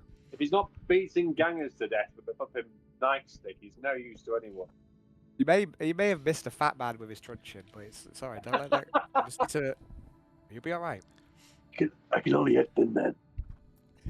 Okay, Hannibal, you pass through the I had a kitchen. degree of that. Okay. You pass through the kitchen, and you notice that a vat of cooking oil that was on the side has been knocked over, and there are several footprints leading through a door to the south, to the north. Sorry. What is this fucking Scooby Doo? Yeah. Oh wait, it's not. I've not even fucking finished yet. So you head north. So I'm just gonna. You've got to give the most inept Imperial agents in the system a fucking chance, haven't you, Dave? Exactly. So you head north into the kitchen here. You find the vat of oil that's been knocked over. You head out into this corridor. You can hear squeals and grunts of pleasure coming from various rooms north of you. But the trail of oil heads over to the east. You head over to the east, and you open this door here, and the door leads out into the rear of the House of Virtue, and it's just this large ferrocrete car park, basically. And there are several stretched limousines and other fancy ground cars here, in a van, and quite fancy vehicles, with the exception of this van that's obviously a service vehicle for this place. And you can see spots of this oil heading off towards this tunnel. And in Vernetta's research for this place, when she first researched it, she found that most of the clientele do not arrive by foot or come in the front door. They tend to arrive by the back door, so as to not be seen, in this rather unusual house of ill repute. And it seems that this Thalgrim character has run off down this tunnel. So the three of you go jogging off down this tunnel. And you follow it for maybe 10 or 15 minutes. There's no branches off it. There's no doorways. Eventually you end up in a sort of wide open space in Angel's Haven, which there are several other tunnels like this one heading off to other similar establishments. And there is also a much larger tunnel that heads out towards Main Street. And this trail of oil leads you out that way. Meanwhile, as all this is going on, Vernetta, you clock this chef, this Thalgrim, fleeing past a bar. It's seen through the eyes of several people on this street. This rather panic-looking man, he stands out like a mile. He's not a nobleman, he's not a sanctuary, he's not a guard. He's just a guy in a chef's outfit with a little robo spatula on his shoulder, just fucking running down the corridor, and he draws a lot of attention. And you track him from one person to the next, and you vox these coordinates of where he's running, which streets he's on, which direction he's heading. You're constantly in contact with the other three guys, and between the four of you,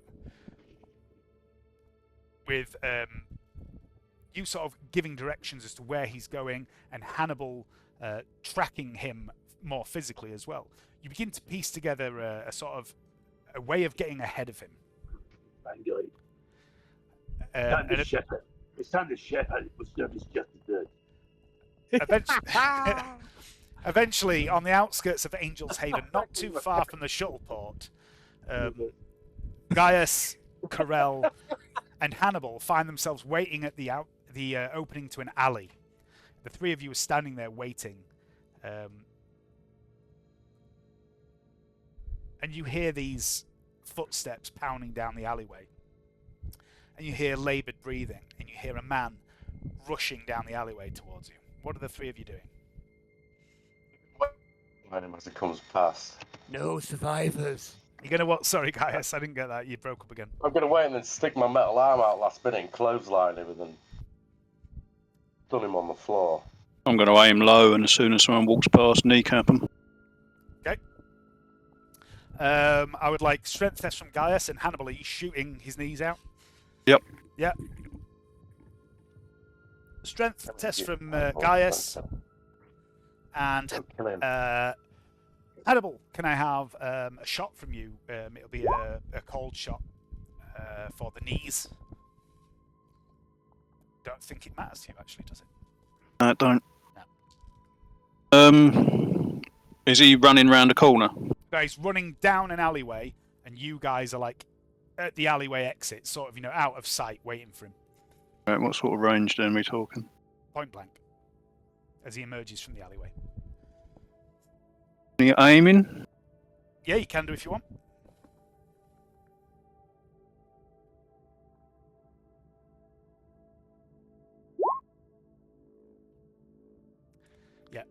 So that's a hit. So as he comes running out, Gaius just steps out, just clotheslines him straight round the neck, drops him to the floor, and Hannibal follows up with a shot that takes out both kneecaps. Just for the sake of it, I'm going to roll damage because this is an accurate weapon I'm using as well. Yeah. I'll probably fucking blow his legs off. Is it a pistol? Can't remember what weapons I'm carrying. It should say on your inventory sheet. Inventory! Where are you? Their inventories are all over the fucking place at the moment, aren't they? I tend to go with the separate handout that says the actual inventory of what you're carrying. I tend to go with that because if you look at that, it says carried item, stored item, and then mansion.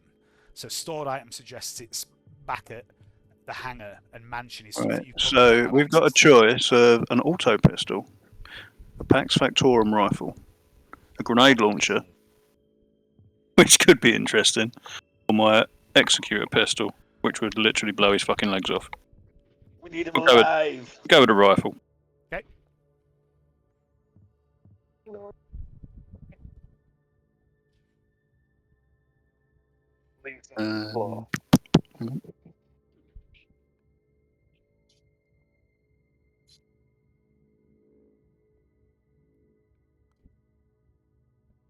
Might have stopped him. Yeah. So that's going to be...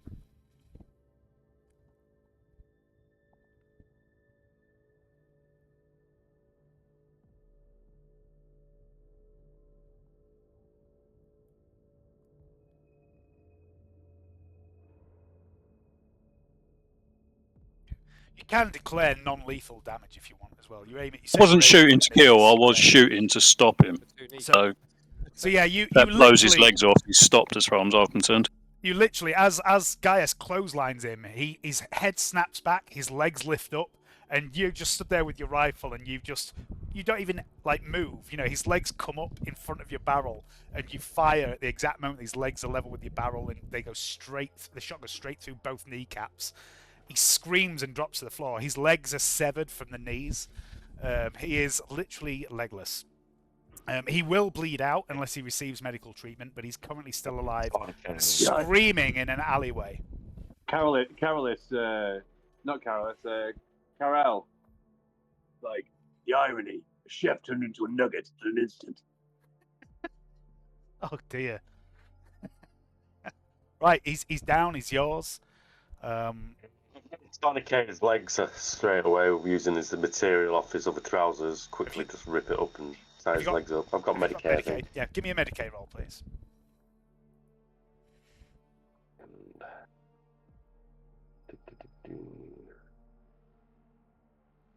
Yeah, Medicaid. Let's do it, Gaius. Yes. Yep, stopped him dying. Need a question in Hannibal. He can talk. He's screaming in agony. I'm going to stim him as well. Okay. That stops him squealing as much. Knock a stim off, please. Say, where are you going? Nowhere now. He's screaming, I'm late home.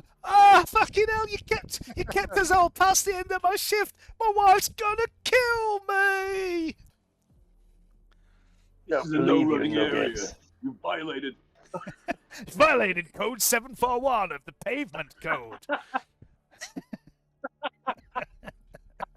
That's what I was thinking. No running. No having fun. No laughter. Stick in his stub of his leg and light it. Oof. Okay. He squeals and screams. Have you got interrogation? Yeah.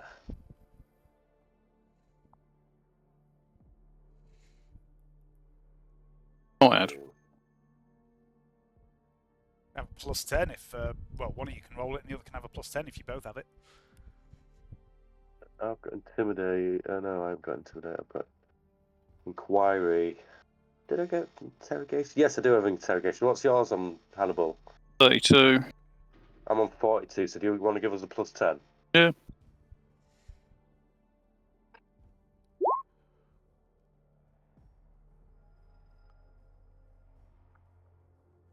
Nice, thank you. 4 degrees of success is better than 3. Okay.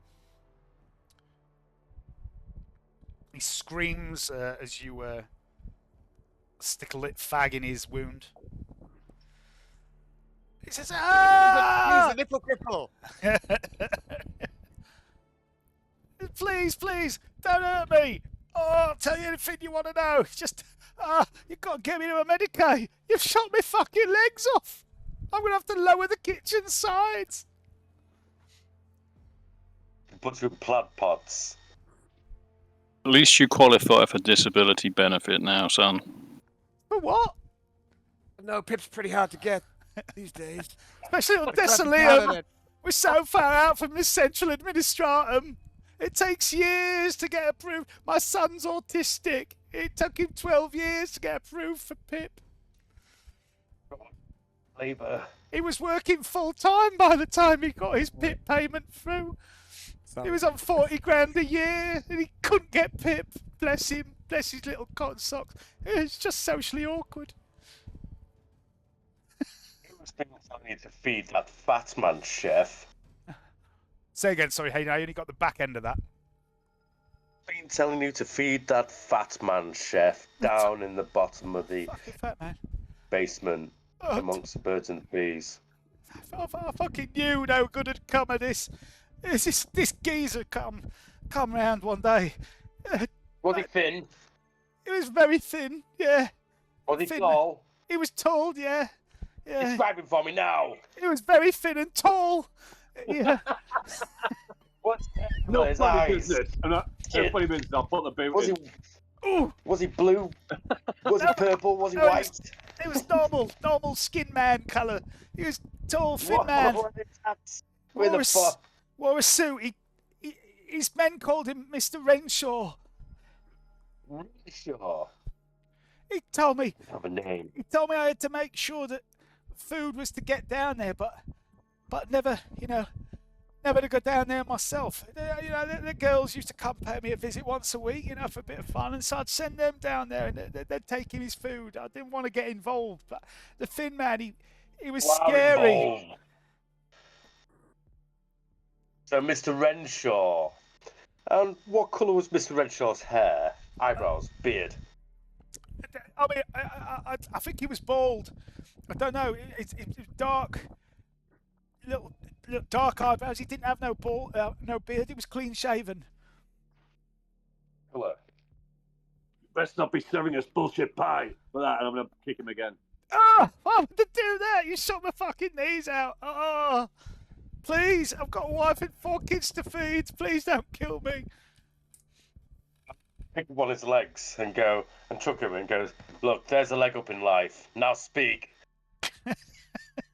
I am speaking. What more do you want me to say?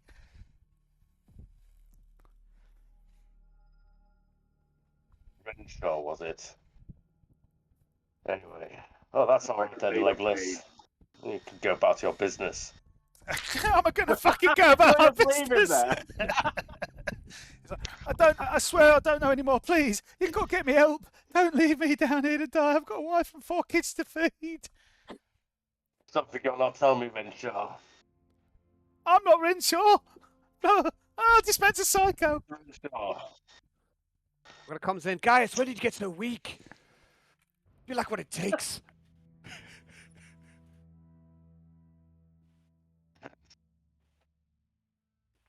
Please, please, Same officer. chef. I might get you some pegs. Please, officer. Please, don't hurt me. Don't kill me. The thin man, Renshaw, he threatened my family. He said he'd kill my family if I didn't help him. Please, please don't help me. I mean, please help me. Information on Finman.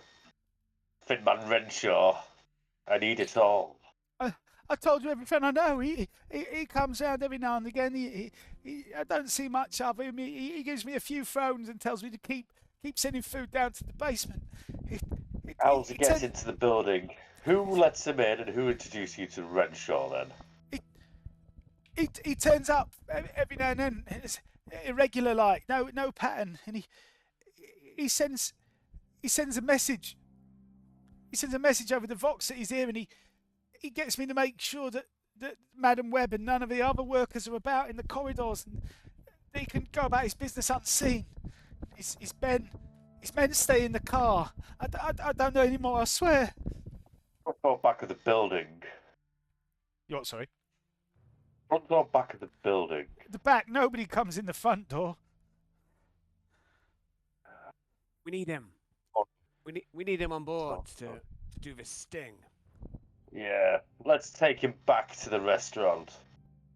I'm gonna pick up Nugget. Okay. What? Perhaps you're right, This guys. place will work. Perhaps we shouldn't. Your shift is not over yet.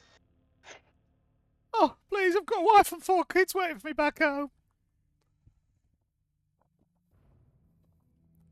Justice needs fueling too. Make us some food. Fucking hell. Or any Xenotech. What was that? Sorry, Hayden. I'll check the back of his neck for any Xenotech. Have you still got Vernetta's Auspex? You can scan him if you'd like, yeah? What is it? Awareness plus 20? Yes. Yeah. Yeah, you scan him. There's no sign of any of the blue crystal MIU on this guy. They've purposely gone for someone without any camera knowledge. Okay. That's all I need to do. Go on then, Nuggets. We're off back. Okay, you drag him back through the streets of Angel's Haven, back towards the House of Virtue. Okay. I'll bring his shoes. Leave his legs, but I'll bring his shoes. Add Thalgrim's shoes to your inventory. Slightly bloody. Size You can 9.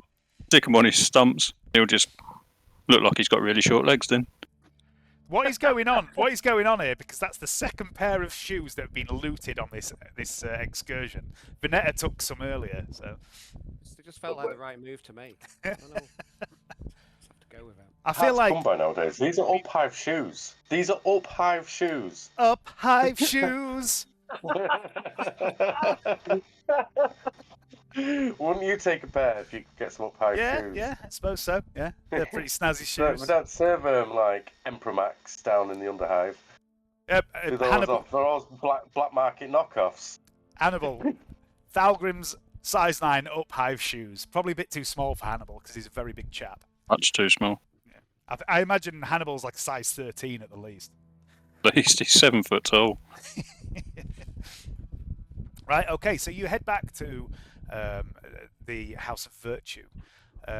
So what do you want to do? You want to set up this sting, yeah? So you can do this however you want. You can role play it, or you can spitball ideas, and we can work it out as a team. However you want to do this, we can do this. But one thing to bear in mind is you don't know when this guy is coming. Yeah, but we've got all the pieces, right? So this guy helps him get in. Yep. When he's, so as long as he's on board, we'll just tell him that, if he helps out, he can see his wife and 4 kids.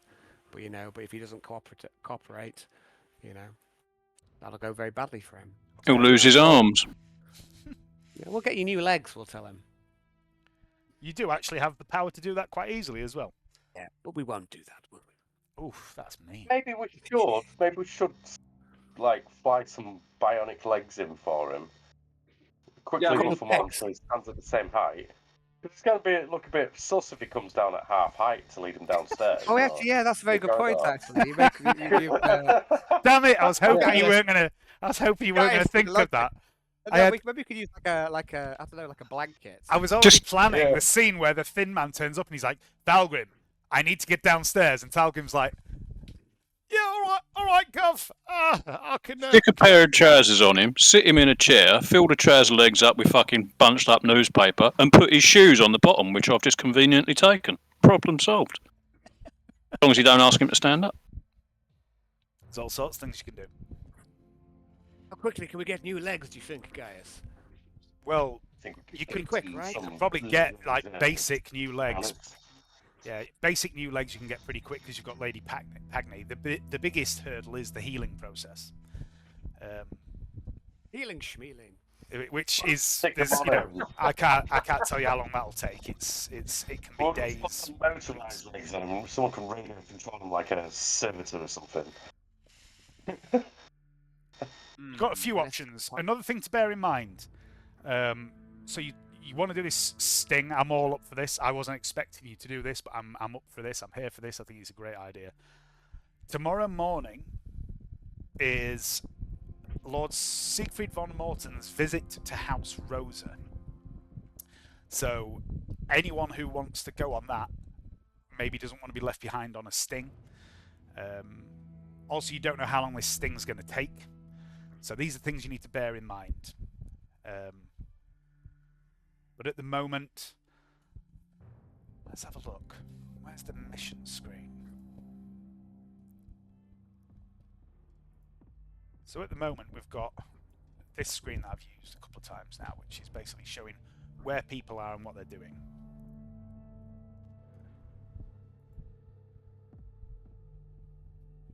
So I'm going to add a new one of these on.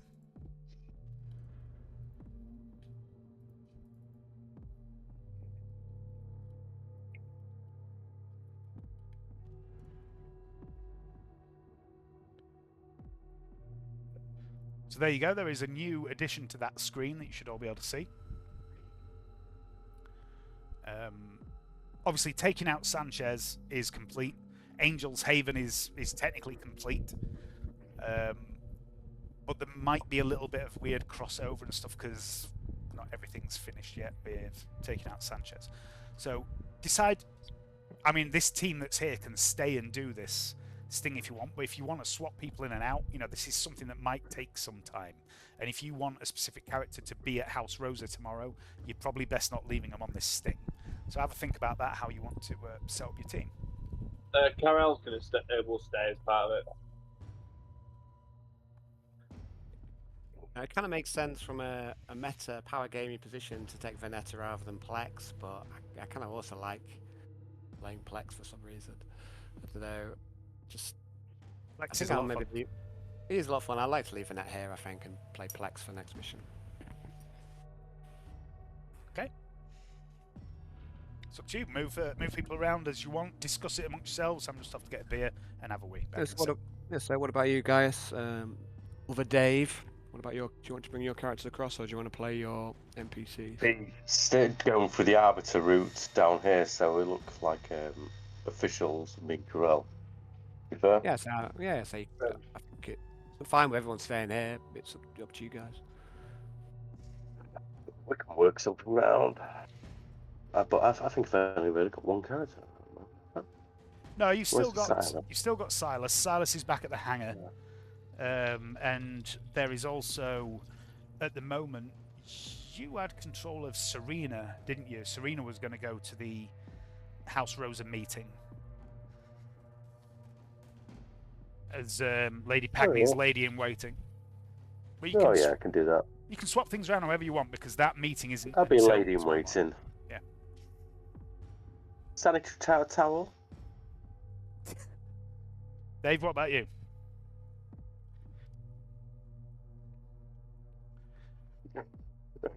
Sanitary towel. Ooh, shit. Just been attacked by a can of Guinness. Right back, Dave. No, I'll drink it. I'll show it who's boss.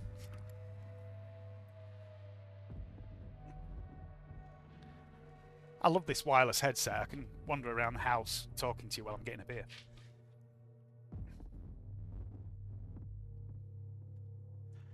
Oh.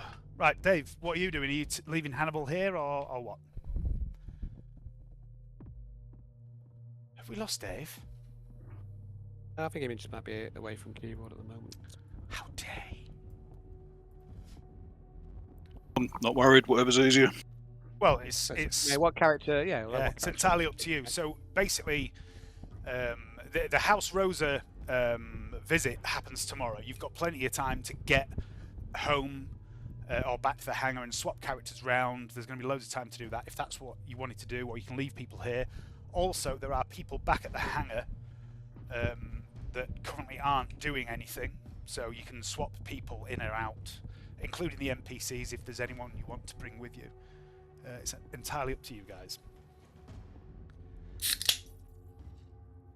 Yeah, for me, I'm happy with my character for the next mission. So I'm happy to leave Vernetta here. So I'm not sure if anyone. It's really up to Dave if he wants to take Hannibal across. What have you got? Is it Emmy Lee or? Emmy Lee was going to House Rosa, wasn't she? Yeah, it's up to you, mate. Have we got any techie House Rosa? That's a question. Medic. Yeah. So Plex is a techie. Is a tech priest. I don't know about. Over. Yeah, I think we might just leave it. I don't know. Seems alright. Looks balanced enough, doesn't it? Okay, so what I think we'll maybe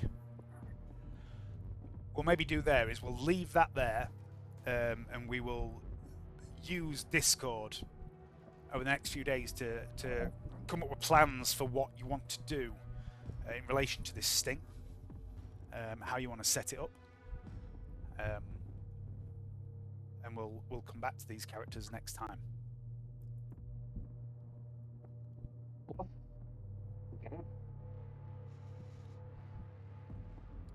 All right. Meanwhile, somewhere else.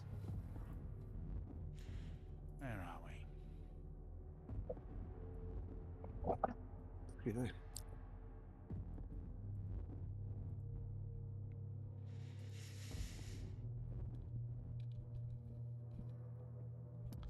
That is not the right card. What's happened there? There we go.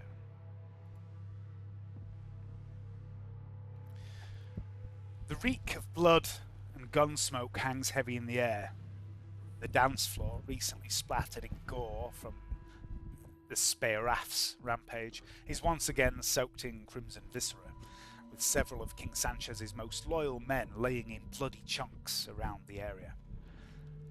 There are only 2 survivors, one of the king's enforcers who laid down his arms and pledged to Canni immediately, and Diego, the king's right-hand man, who is slumped face down, bound hand and foot.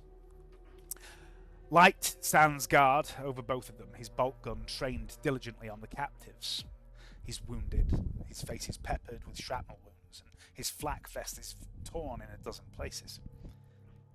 In the central booth of the nightclub, the King's booth, Slab is slumped awkwardly, bleeding from a dozen small wounds, none of which are individually or collectively enough to slow or hamper the mighty Ogrin. But something is wrong with him. His breathing is shallow. His eyes are cloudy.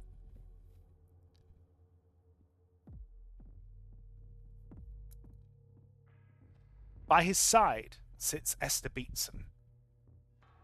Drenched in her own blood, Esther herself is in a bad way too. One side of her face is ruined, her left arm is crippled, some of her fingers are missing.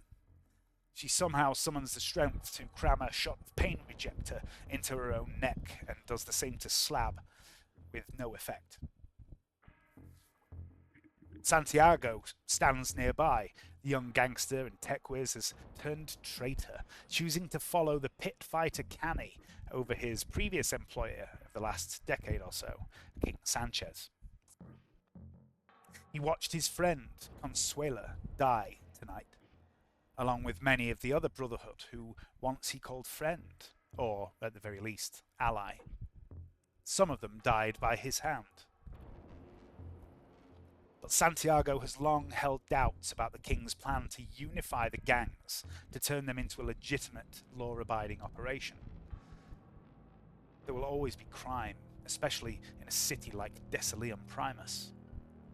If Sanchez had stepped away, someone else will have filled the void. Someone like Canni, perhaps? This has been a coup. Canni wanted the den and all that came with it. Diego had known that from the start. He had pleaded with Sanchez to turn the pit fighter away, or, a better idea, to kill him the day he arrived here, Diego never trusted Canni, and now the king is dead.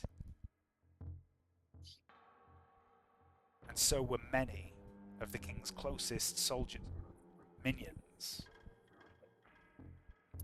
Santiago looks around at the prone, bound form of Diego on the dance floor, fury writ there in the face of the king's right hand, his lieutenant, you might say. An echo of distant gunfire screams the roar of a jet engine. Something lumbers through the smoke and rubble, and Santiago shakes his head, blinks once. He looks again at Diego and the man by his side who has turned traitor, like he himself has. There are punishments for desertion, says a low voice, a deep voice, little more than a growl, and I am Emperor's justice. A broad figure in a long coat and a wide-brimmed hat levels a hefty pistol at a bound and gagged man laying in a muddy, narrow trench. He wears a familiar uniform, dark grey with a red sash across the chest. Santiago shakes his head again. What was that? Some sort of vision. Are you all right? Asks the very specs, Esther Beatson. She is not one of us, Santiago. Who is she? She came here with Canni and Slab and that other big fella that got left behind. What was his name? Her accent's local. She's Decilium Midhive. She's not from that place that you and Sanchez and the others are. There's a spike of pain in your mind, Santiago. A ruined city. You stand in a narrow trench dug into the earth. The rain hammers down, soaking you in your grey uniform. The rifle in your hand is cold. The man next to you shivers in the early morning chill. Almost down, he says. They'll attack soon, they say. You look at his face. He looks familiar. Santiago shakes his head again. What's happening here? The trench is gone. Only the gore and reek of Ludmilla's den. He sees Light standing guard over the prisoners. His face looks familiar too. What's happening to you, Santiago? Are you losing your mind? There's an ache in the base of your skull. You reach up with your good arm, rubbing the flesh there at the back of your neck. You're getting a headache. There's a pool of blood at your feet, Santiago. The king's blood. Canni took his head, literally and figuratively, and hung it from his belt before heading outside to... What did you see out there, Santiago? The dead. Hundreds of them, sanctuaries and brothers alike. So much blood and strange hoofed footprints. Not human, bestial. A trench now, awash with gore. Severed limbs, broken corpses, some in the grey uniforms with the red sashes like the one you wear. Others wearing rags, their bodies twisted and wrong. Too many limbs or eyes. You push yourself to your feet. Your rifle lies in the mud and blood nearby. You go to pick it up, but you cannot because your arm has gone. A figure steps into view, broad, dark-skinned, handsome.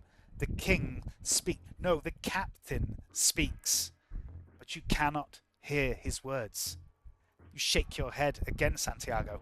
What's happening? The headache is getting worse. There's a ringing in your ears. Ludmilla's den swims around you. What did you see out there, Santiago, amongst the gore and the bodies and the carnage? Canni striding across the street and sitting down in thin air, his ample buttocks resting upon something you could not see. And then he vanished. Whoa, you alright, mate? Says a voice. Fucking hell, you best sit down. You look a little pale. A face leans in. A handsome, young face, dark hair, tidy goatee beard, grey eyes, good cheekbones. He's wearing a dark suit with a thick leather overcoat. You spot the heavy service pistol on his hip. A medikit clutched in his hands. He lays down the kit. Are you up? You all right? Yeah, yeah. I'm here to help. You're going into shock, mate. Sit down. Old Dr. Pinch will sort you out. He reaches into a pocket, pulls out a flask, hands it to you, Santiago. Here, have a shufty on that, yeah? Fix you right up.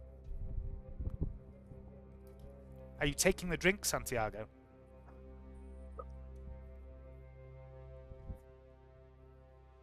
Muted, sir. Johnny?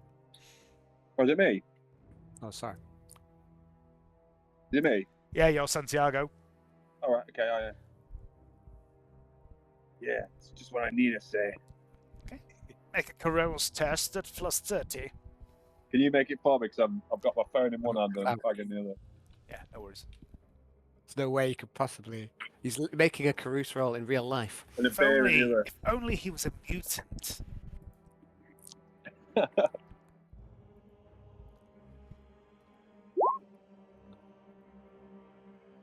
you're fine. Fantastic. You throw back a shot of this flask as this man who's just introduced himself to you. You never met this man before, Pench. He starts He's looking gonna at look. you. He's gonna look up and go. Did we win? I say. Looking around. It don't look like it. I mean, winning's always a bit of a sort of perspective-based thing, innit? It depends where you're looking at it from. But, I mean, you're alive. Yeah, that's a good thing. He begins to inject you with something in your neck. You see the medic bag. It's a familiar-looking bag that he's carrying. It's the Medicaid bag of a guardsman. And he looks around. You see him make eye contact with Light. Light nods at him. Pench nods back. He says, "You're going to be all right, San. You're going to be all right. You just sit there." He moves over to Esther in the booth. And he begins to scan Esther with the auspex he carries, the Medicaid auspex. He says, "You all right, Arbiter?" Yeah. And Esther nods. I may need a hand though. And he waves his stump at it.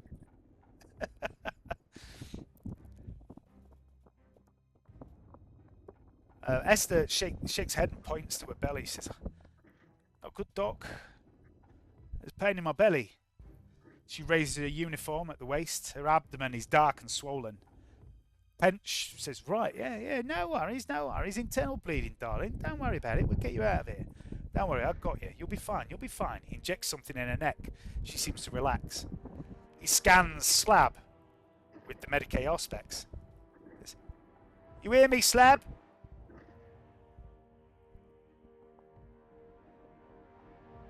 "What's wrong with him, Doc?" says Esther. Pench frowns at the scanner's display.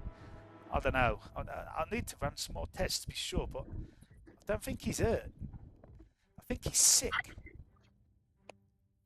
I need to get him out of here, all of you. You need proper treatment. I can't fucking treat you here. Can anyone drive that truck out there?" "I can drive, SA," says Light. "Good. We need to... fuck me. How are we going to get this big cunt out of here? Where's Canni when you need him?" That's a good question. "Where the fuck's he gone? I thought this was his fucking dig."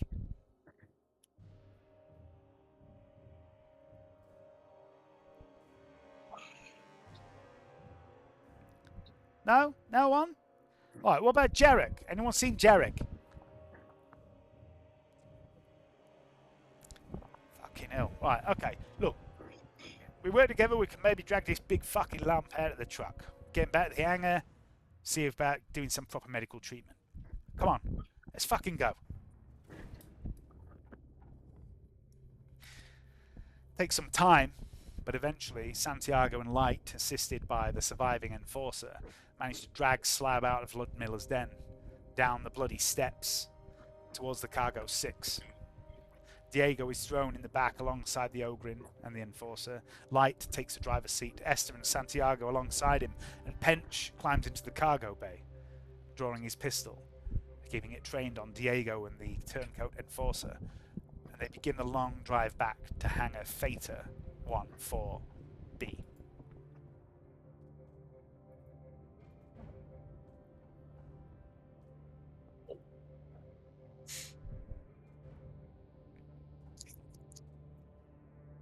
Canni.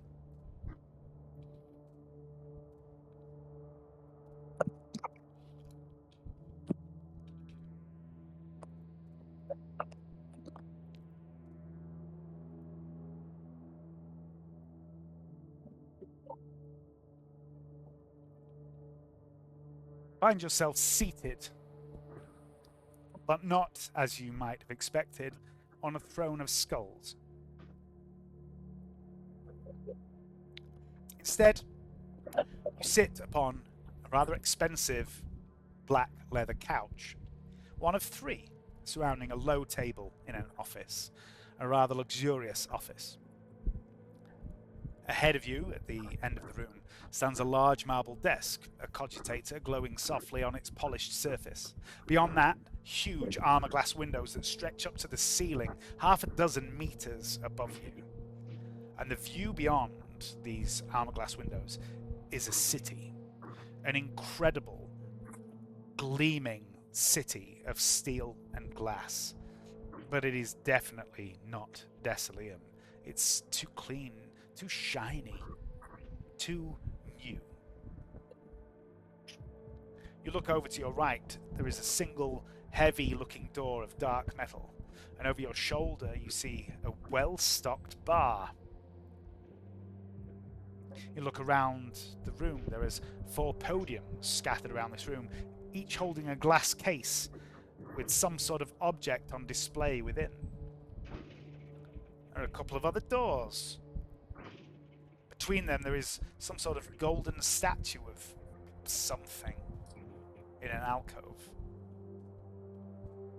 I'd like to draw your attention to the map. What are you doing? It's all black to me, this map, sir. Wait! Black. Like the night!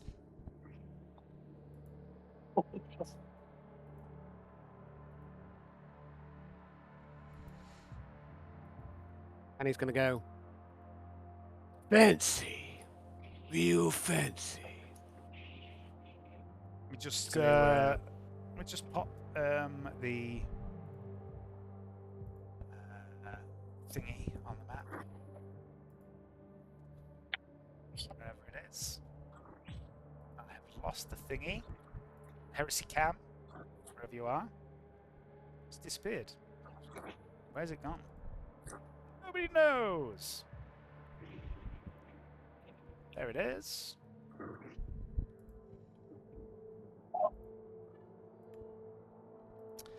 There you go. Everyone should see this map now, although some of you will only be seeing it through Heresy Cam view.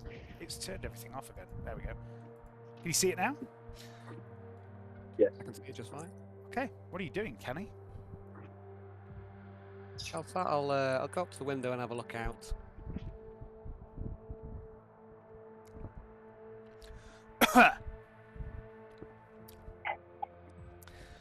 Okay.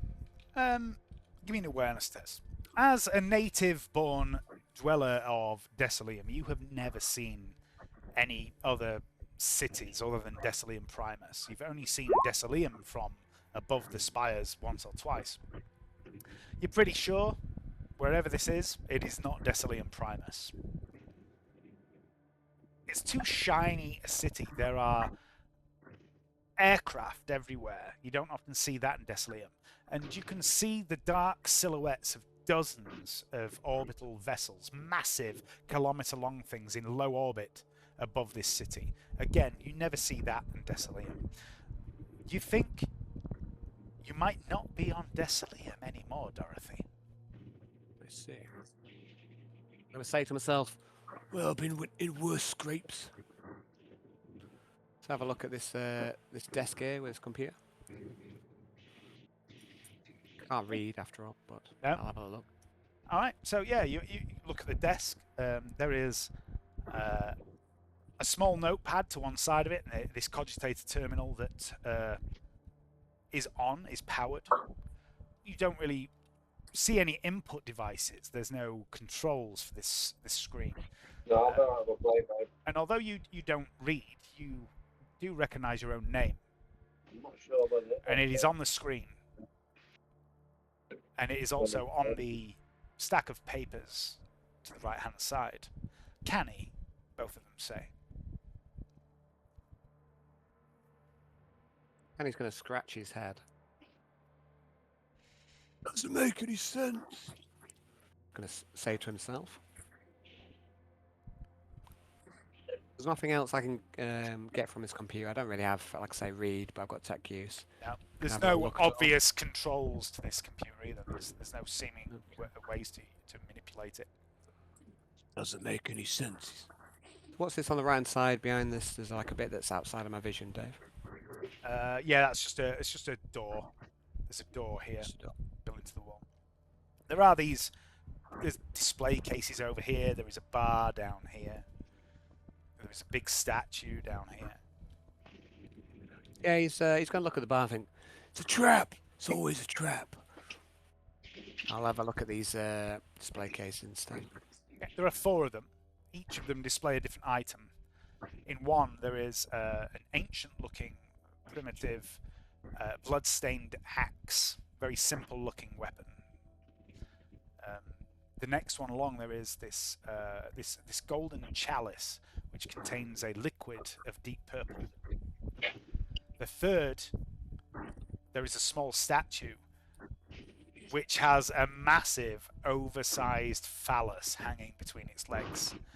And the fourth holds a rusted helmet, which looks like the slightest touch could crumble it to dust.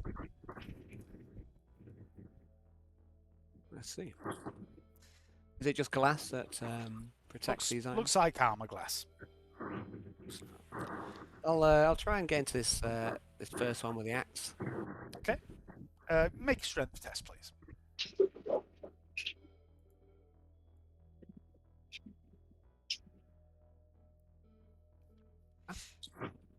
Okay, yeah, it's quite an effort, but you manage to smash the glass case, and you lay your hands upon this axe, this ancient thing. You pick it up. It's quite small in your hand, but the moment you pick it up, you feel something. Power. You hear a click, a soft creaking noise, and your head swings round to the left to this door that's not far away from you. And you see it just swinging closed as though someone's just walked through it, but you see no one there. And then a voice speaks to you. And you turn towards the source of the voice, and you see a man sitting at the desk.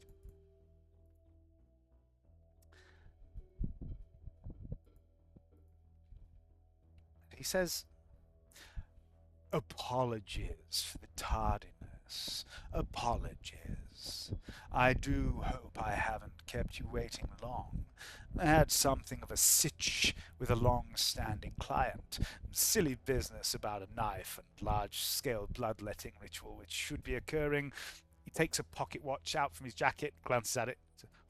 "Any moment now." Gestures to the chair opposite him on the other side of the desk, a low-backed, well-padded thing with an extra-wide seat. It looks very comfy. He says, "Please, do take a seat. We have much to discuss." Yeah, discuss. Does look comfy.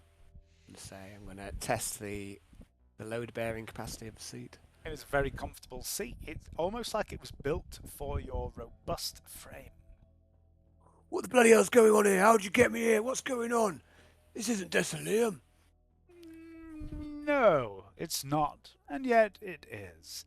Desolium is more of a state of mind than an actual place, you understand. And by the way, points at the axe in your hand and says, "Suits you very much, sir. Good choice. Allow me to introduce myself. My name is Velatrix Glim. I am what you might call an agent, I suppose. A broker of deals. A middleman." Please, sir, don't try and paint me with your binary paintbrush. Yeah. I'm a man of Why'd you many take me all this tastes. Well, that's just the thing, sir. You see, I'm a middleman. A man who Facilitator. stands A facilitator, exactly. Someone who stands between those who seek talent and those that have it, and make the best kind of deal that will benefit both parties.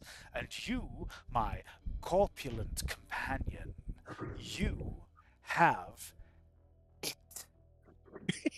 What, like talent? Tell me something I don't know. Exactly. Talent. It. My friend, it. Star quality. Pizzazz. The indescribable je ne sais quoi that makes you stand out in a crowd. A glint of destiny. A spark of greatness. An appeal that transcends time and space and several audience demographics. Yes, you, my flabby friend. Oh, your player rolled well when he created you. I doubt he quite knew what he was getting into when he was setting things in motion that day. You're just blowing smoke up my arse. What's all this? Maybe I am, I'm but if immune you're to your enjoying it, charms. what's the harm? It's what is your name again? Bellatrix Glim. Bellatrix, yes. Anyway, let's not beat about the bush anymore. Here we are, you and I. You have it, and I, or rather those I represent, want it. I represent, sir, a number of interests, individuals, factions, perhaps you could call them, that from time to time require a intermediary in order to do business with certain talented individuals as yourself. In the old days, my clients would approach potential hires directly, but such encounters can be quite harrowing for the prospect. Not everyone has the stomach for it, you see. But you, well, these days, you see, he gestures around the office. We like to keep things a little less formal, but more formal at the same time, depending on one's point of view. Yeah, I could do business. Kind of business. I'm all about the business. Ah, business. Well, that's where we have to get down to the nitty-gritty.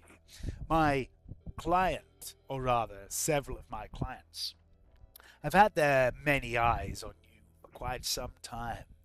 One of them lost interest when you slaughtered his messenger, Miss Anthraxis or something. I don't know. I don't concern myself with the business carrying out. I'm sure she was. They usually are.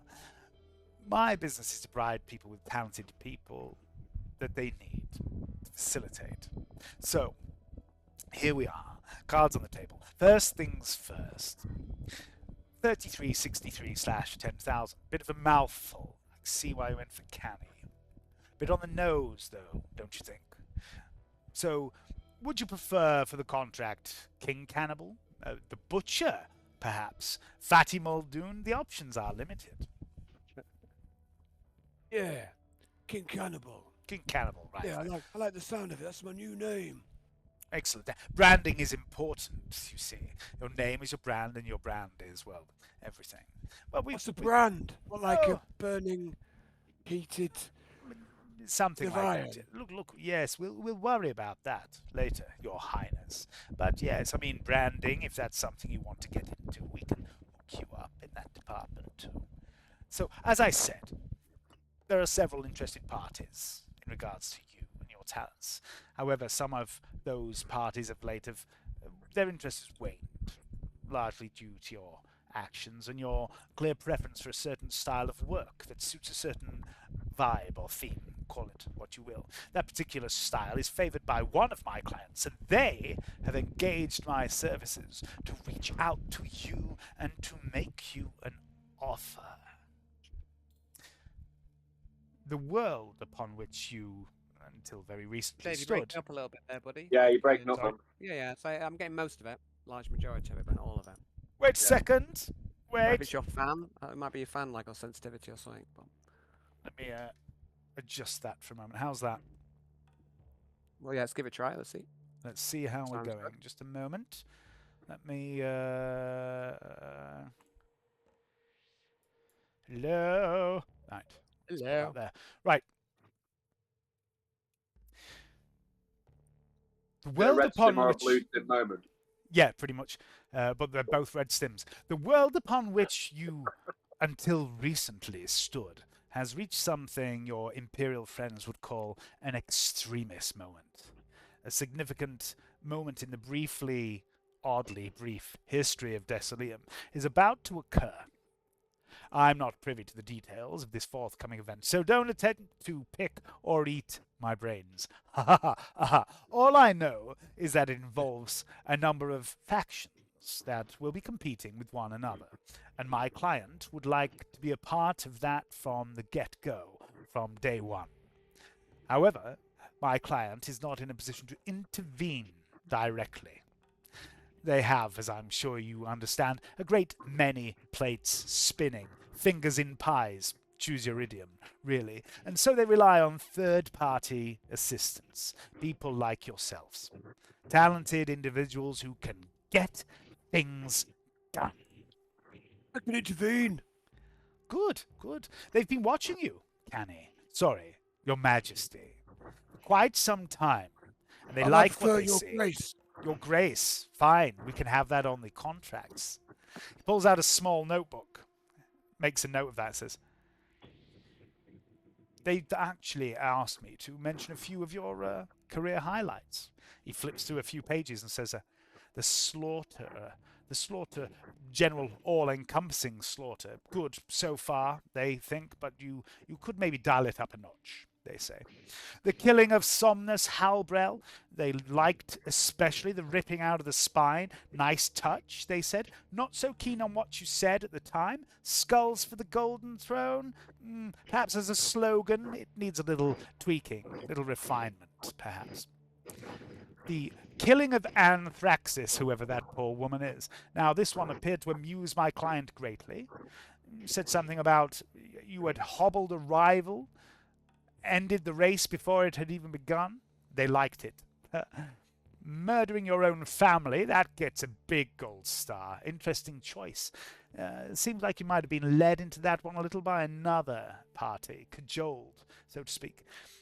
We in the marketing brand believe you might need to start taking the initiative more, I think, especially now you're a king, of course. Oh, the killing of Doc Otter, it says here, whoever he was. An innocent life, it says. Now, my clients here are really here for that, fully on board with the slaughter of innocents. But it feels like you only did it because you believed in a lie. I don't know what that means. Don't ask me. I wasn't there. I'm sorry I don't have any more details. But no, brutally killing innocents? Oh, my client is definitely into that. More of it, please. Much more. Now, all of that, all of your work so far, Your Grace, that has just been a warm-up. My client saw potential in you at each of these incidents in which they have paid attention. But then, we have started to see the real Canni step forth lately. The ambitious Canni, the one with drive. The one who sees what he wants and takes it. The king is dead. Ha ha! Long live the king and all that. However, a king isn't much without a kingdom. And subjects, of course, most of whom are now dead. So there's a little problem there. But don't you worry about that. We can fix that. So, cards on the table. Your Grace, here's the deal. My client wants you to ramp up the slaughter. Bathe Desolium Primus in its own lifeblood, and in exchange, you will have strength, power, loyal, fearsome warriors who will follow your example and wreak havoc in your name, and that of my client, of course. And in return, you will gain, well, anything you want. He clicks his fingers, and a feast appears on the table before you. Mountains of rare cooked meat, several pies, upon which certainly one of them has been made from fingers. Several bottles of expensive Amasec appear on the side table beside you, and a bejeweled obscura pipe and a golden trinket box stuffed with narcotics. You've only just begun to discover your potential, Your Highness. There are secrets locked within you, believed to be missing from your creation. They can still be accessed. So what do you say, Your Grace? Work for my client, Take some lives in his name, and your reward will be whatever it is you desire. And he'll look over the food and say, No, it all tastes like ashes now.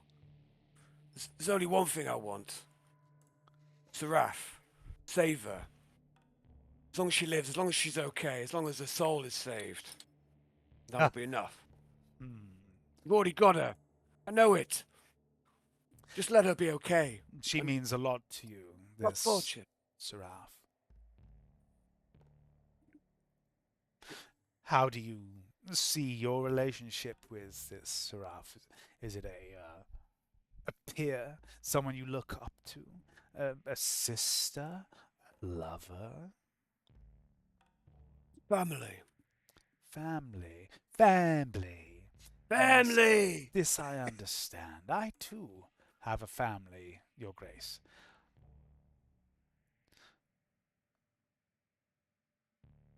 Spill blood in his name. Take skulls in his name. And my client gives you his word that Seraph will never, ever know pain nor suffering. and he'll slam his meaty fist down upon the table. Yeah! You've got yourself a deal.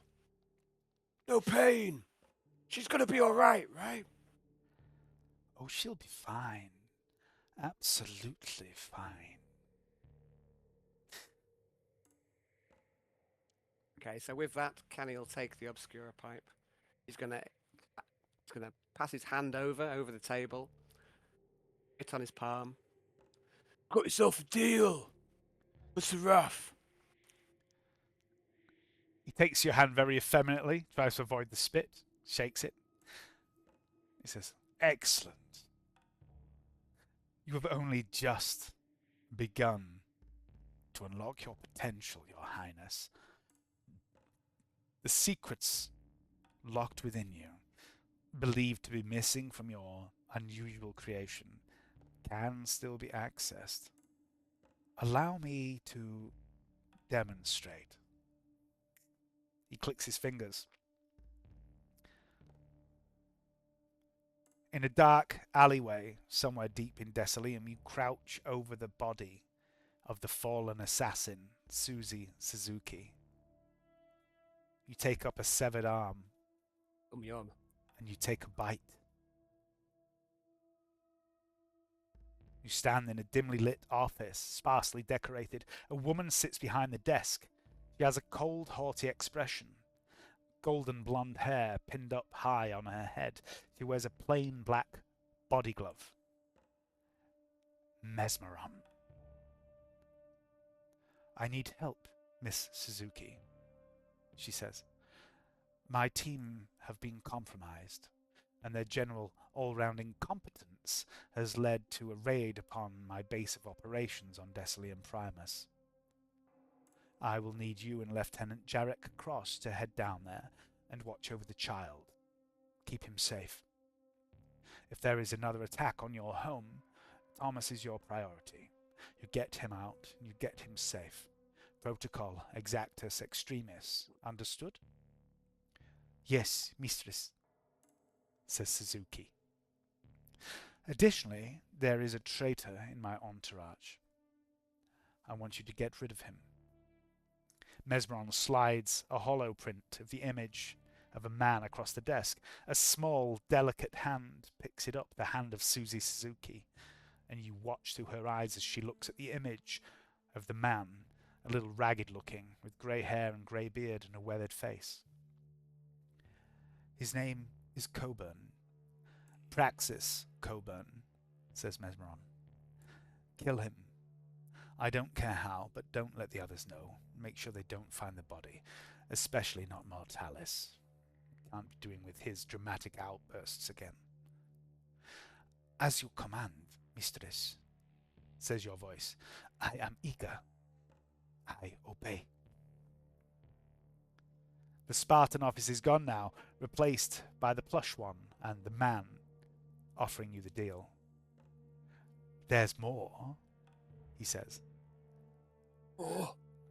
More that you can learn. More abilities you can gain. The ability to absorb memory through the consumption of flesh is just the beginning, Your Grace. One of the many gifts my clients wish to awaken within you. Yeah, sounds good. Nothing could possibly go wrong. He stands and he walks around the desk. He puts both hands on your shoulders. He's only about 5'4", so he's reaching up to you. Puts his hands on your shoulders and says, "This, my friend, is the beginning of a beautiful friendship. Blood for the blood god." Blood for the blood god.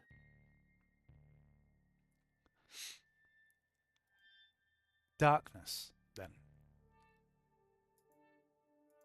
Nothingness.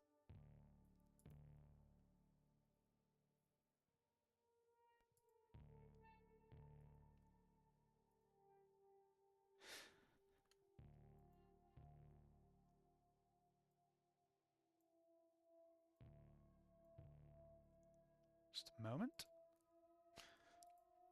Oh, sorry. Can I sign my name with a big cross, please? Yeah, absolutely. I was expecting that. Yeah.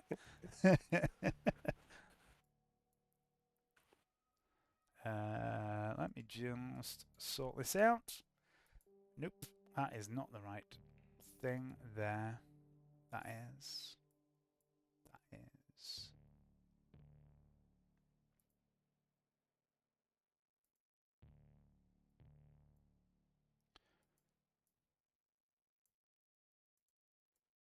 Oh, shit.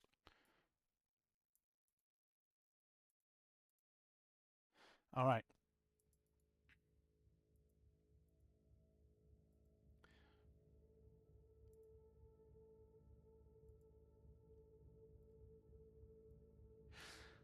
Sometime in the early hours of the morning,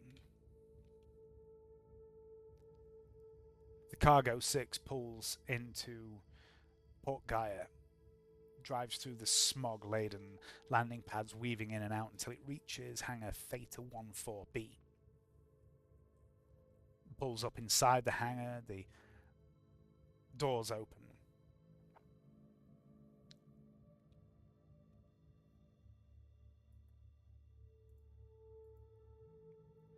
Santiago, Esther, Pench, Light, and the Enforcer clamber out, dragging with them the battered body of Slab. Standing over by the hangar wall is Eric, leaning against the wall with his heavy bolter at his feet, smoking an IO stick. And closer to the rest of the group is Gnaeus Lucilius. It appears he has returned from his mission with Vasquez and Spring. And rubbing around his ankles, weaving in and out of his armoured legs, is what appears to be a cat. "Welcome back," he growls. "Almost all in one piece," he says. He walks over to Slab, looks at him and says, "I'll help you get him to the infirmary." Grabs hold of Slab's arm and begins dragging him. And with his free hand, he pulls out from a thigh pouch a data slate, fiddles with it, and you all hear data slates pinging, those of you that have them. He says, "Vernetta and Gaius aren't back yet. Spring, Vasquez, and I checked out 8 of the Factorum on the list. No signs of activity. No signs of any production being in operation for some time. The locals all tell a similar story. Cursed machines, ghosts, bad vibes, gangs making lairs within the Factorums, but none of it appears true. The Factorums look in decent conditions. I'm no cog, but it doesn't look like they're beyond repair by any means, just abandoned. We would have checked out more, but I ran out of ammunition. We're going to head out again tonight, scope a few more. but all the factorums around Spire, Gotha, and Romana have been checked. He points to the shuttle. I'm going to take my shuttle to Pagny Tower tomorrow. I doubt Siegfried wants me tagging along on his little VIP visit, but I need to be nearby, just in case. You need me, just call. I always need you, Gaius. It's not Gaius, Gaius. Yes. Hey, still here. Hello, sir. Yeah. It's just I've got no character this time. Mute myself. No one has really. Everyone's fucking playing fucking random bullshit. You've I mean, changed. all the people I used for this mission died. Yeah. So I've just been keeping quiet. That's all. I made it up. Bye. So at the minute, I'm just gonna keep track of who is where. That's what all this is about. Right.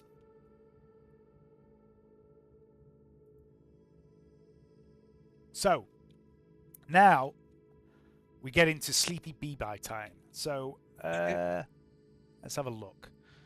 Who have we got back at the hangar? So the rest of you are at the House of Virtue still. Back at the hangar we have Vasquez, Agnetha, Silas, Spring, Eric, Neas and his cat, who's going to leave in the morning, Dr. Pench, Santiago, Esther, Light, Slab, the new Enforcer, and Diego. So you need to decide as a group, and we can metagame this a little bit, even though I know your characters aren't there, what you want to do with Diego, the Enforcer, and Slab, who is very, very seriously hurt. So is Esther, to be fair.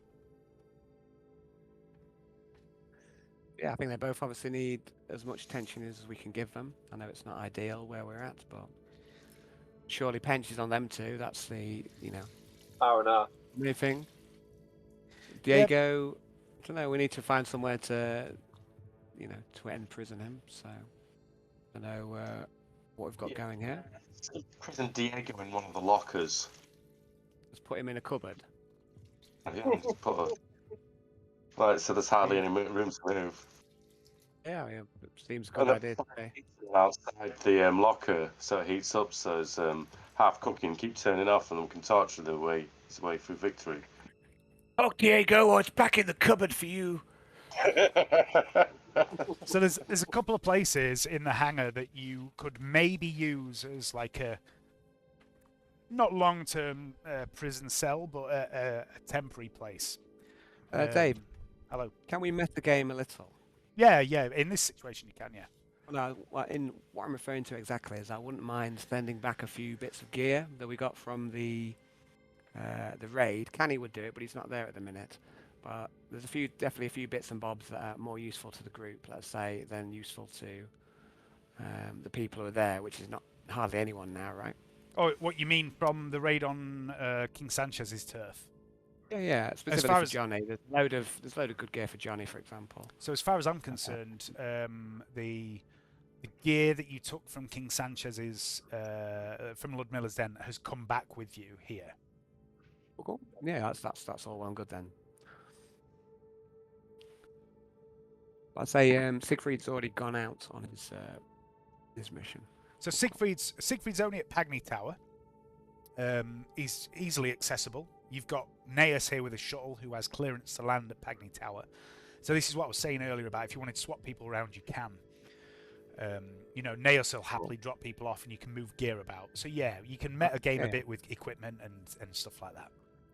Yeah, I'd like to put a bit of gear to Johnny's way to his next mission. I say I'd still like to play Plex for the next one. I don't know. I don't think anyone else wants to change either. But there's a few good bits. I'm happy in the police mission. Yeah, so I'm happy to stay there as well. It's fine for me. So we've got like that. I feel like that's the A team we've got there. Yeah. Good team. It's a good team. It's a really good investigation team, and it is an investigation mission. The mission worked quite well, I'd say. Yeah, it did. It could have gone.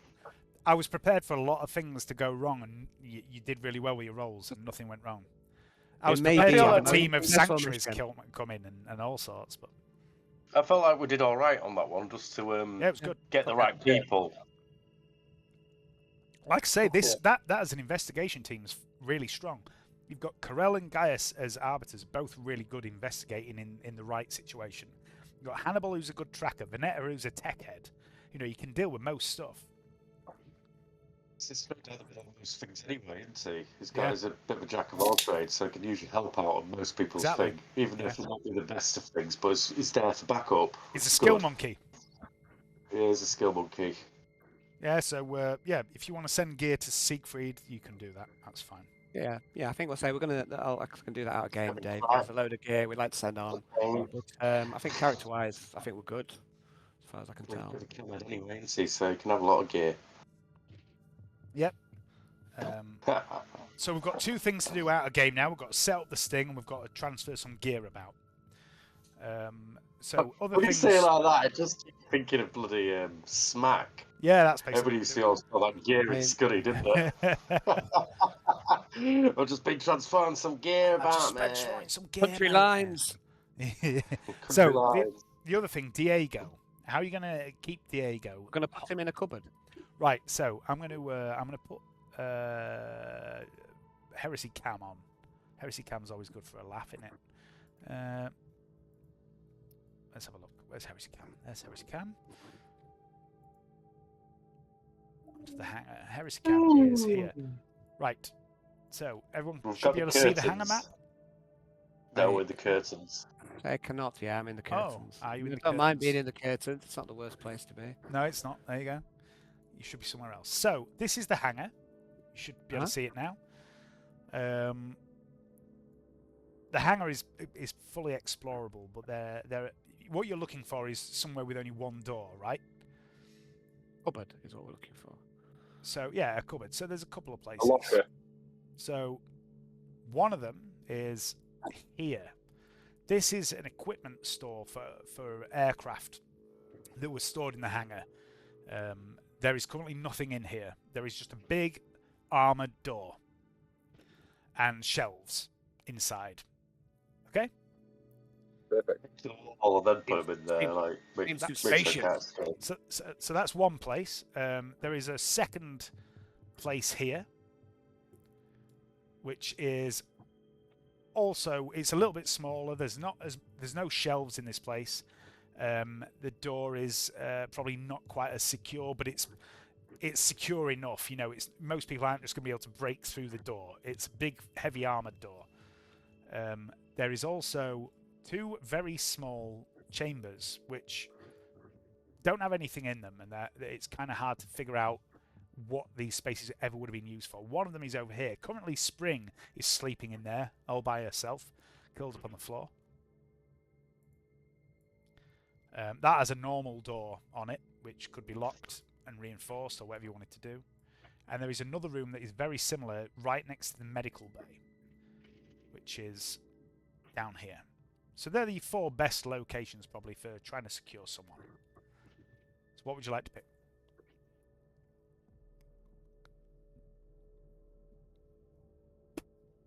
I think the aircraft, what was for aircraft supplies, seems a fairly decent place to put him for me.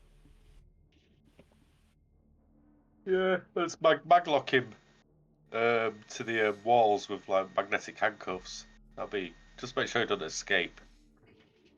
Yeah, you can maglock him. You've got access to. Yeah, let's maglock him to the floor so he can't get out. He's an army man. We don't want his hands free. Slippery. Oh, his feet. Look, man, that guy knows how to dodge, duck, dive, and weave. Says someone who's not here, Mr. Mayor. He does. He did in the fight. He was quite a nimble man. Oh. I say break his legs, and then leave him in the cupboard so he can't like. That was heartwarming, Johnny. What was that? Sarah just walked in and gave Johnny a kiss. It was a heartwarming moment. Dave, you're laughing in life. He's still alive. All right, so ass put her head through the door early and pointed at me with a knowing look. My missus just gives me non-stop shit. Leanne just constantly berates me and abuses me. But to be fair, I do it back. You like it. Deserve it. So. I do deserve it. You do love it. Our entire relationship is built around nonsensical insults. Very good. PC relationship, isn't it? Like she'll walk in and go, "Do you want a cup of coffee?" I'll be like, "You're a cup of coffee." And she'll go, no, you're a cup of coffee. I'll be like, fuck you and the cup of coffee you walked in on. Then she'll storm off and come back 5 minutes later with a cup of coffee. Our entire relationship is like that. It's just fucking stupid. Dude, man, you're like an oppressive husband. Gonna- I know. Well, yeah, at least you know how to keep him in check. Yeah, I mean that. I really don't. But anyway, so you've got Diego locked up. What are you going to do with this enforcer? This one that switched sides. So at the end of the fight, Canni basically went, surrender or die. There was a load of fighting still going on outside, but there was 2 enforcers left in the club. One of them shot himself in the face. The other one surrendered his weapon and pledged allegiance to Canni. He is here now. What are you going to do with him? Get some graft out of him. I don't know. Can he make shoes? Yeah. He's just Well, a gangster. There'll be down high shoes though, Alan. It's down high, won't they? Down Military high shoes. Down high. Let's put him on guard duty or something. You can sell them for 1 throne of booze. Of course, you don't get to choose. I hear you're looking for a psycho guy, the kind of man who has more than 2 eyes. Oh. Yeah, let's put him to work. Yeah, guard duty. Did you say? He seems trustworthy. Yeah, What, Diego? Sure is. No, not Diego. This guy does have About a the name. enforcer. Are you on about the enforcer? Mm-hmm. Let's Yeah, just call him enforcer. Let's never ask his name. No, let's. We need to know. He does have a name. What name? We don't want to know it, Dave. No, I'm just saying he does have a name. I'm not trying to force it on you. No, but we won't ask you. His name is Enrique Forcer. Oh no. No, it's not. We'll pretend we didn't. We'll pretend we didn't hear his name. But yeah, let's put him to use. See what he can do. Bit of sentry duty. Why not? Okay, that's cool. Okay, so he's on guard duty. So it's about 2 or 3 in the morning. So what I need to know now is Gaius is probably going to leave soon. So I need Penchelby. Yeah. What are you going to do about Slab and Esther? Both are very severely wounded. Santiago and Lite are quite badly wounded as well. Long pig. Fuck off. We'll say Esther and Slab obviously will be priority. They're the ones who need the most work, and we should do what we can with them. What about Lady Pagny? Yeah, that's an option. Yeah. So maybe we can send them up Hive. Yeah. She's got better. Cyber Ogrid. Let's make Cyber Ogrid. Let's send the worst wounded up with Gaius, not Gaius, and beseech Lady Pagny for assistance here. So or maybe even send Pench as well. Sorry, what's that mean? Shall we order some legs at the same time? Yeah, I think that's a good idea.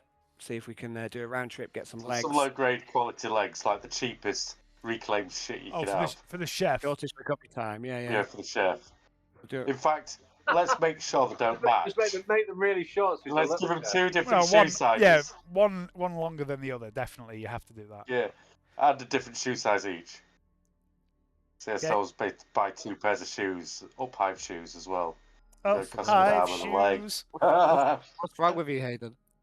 No, I'm here for it. Okay, so Slab and Esther are going to Lady Pagny's. She does have some very good medical facilities. Let me just check Santiago, because Santiago was wounded, but I don't know how badly. Santiago is quite badly wounded, not as bad as the other 2. Yeah, I mean, can we treat him here instead? I'd rather. Yeah, I mean, Pench has set up a bit of a medical bay, but he's probably going to go with Slab and Esther to start with. And Light as well. Do with sacking a pharmacy and nicking all the stuff. You have already. Yeah, you have already done that. You've already nicked a load of medical supplies, but I know, but they're in the mansion. Yeah, well, they're all in the mansion. That's the biggest problem at the minute. Yeah. So we need to get a bit more of those because Pench's running out, isn't he? Yeah, he is. He has said, that's something you need to look Yeah, at. he's Not mentioned it before, hasn't he? Yeah, not just medical supplies, food supplies, and all We could use our inquisitional rights and just take some. You can, yeah, absolutely you can. You've already Just do it that started. way. You've already started announcing your presence, so you can probably get away with that. But do be aware that when you do that, there will be consequences for doing that. It's all right. Yeah, which is mostly people are aware there are Inquisition agents on the planet. So right, I'm just going to Esther, Slab, Pench on the Aquila with Neas ready to go back. Everyone else is elsewhere. Sombrero, the cat, is minding his own business. I like the name. Sombrero. Yeah. Do you know where the name comes from? A hat. Yeah, it is. I had a dream that me and Leanne got a new cat, and I called it Sombrero. And the very next day, Leanne's mum rang up and said, "We've got this stray cat. Do you want it?" And I was like, "Yeah." And then we went and got the cat, and then I saw it and went, "That is not a sombrero." What's it like? Did he call it balding as well? No, I've got a chicken called Pecker. Called it Winnie. Oh.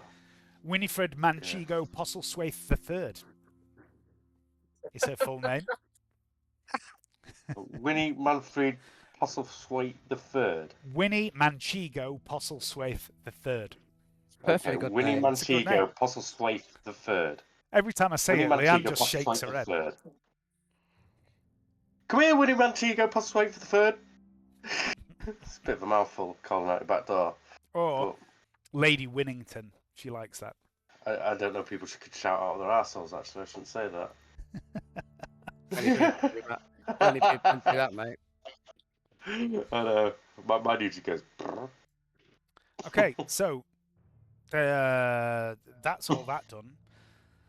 So the following Shall we morning, strip Diego completely before we took him in the room as well? So he can't conceal anything. Just leave him a loincloth, a little bit of a rag to cover up his decency. And the ham sandwich. Yeah, and then maglock him okay, in the cupboard. Diego is stripped, maglocked, and ham sandwiched. Yeah, we're right. Good people. Yeah, you don't have to be good. You're the Inquisition. I know. All right.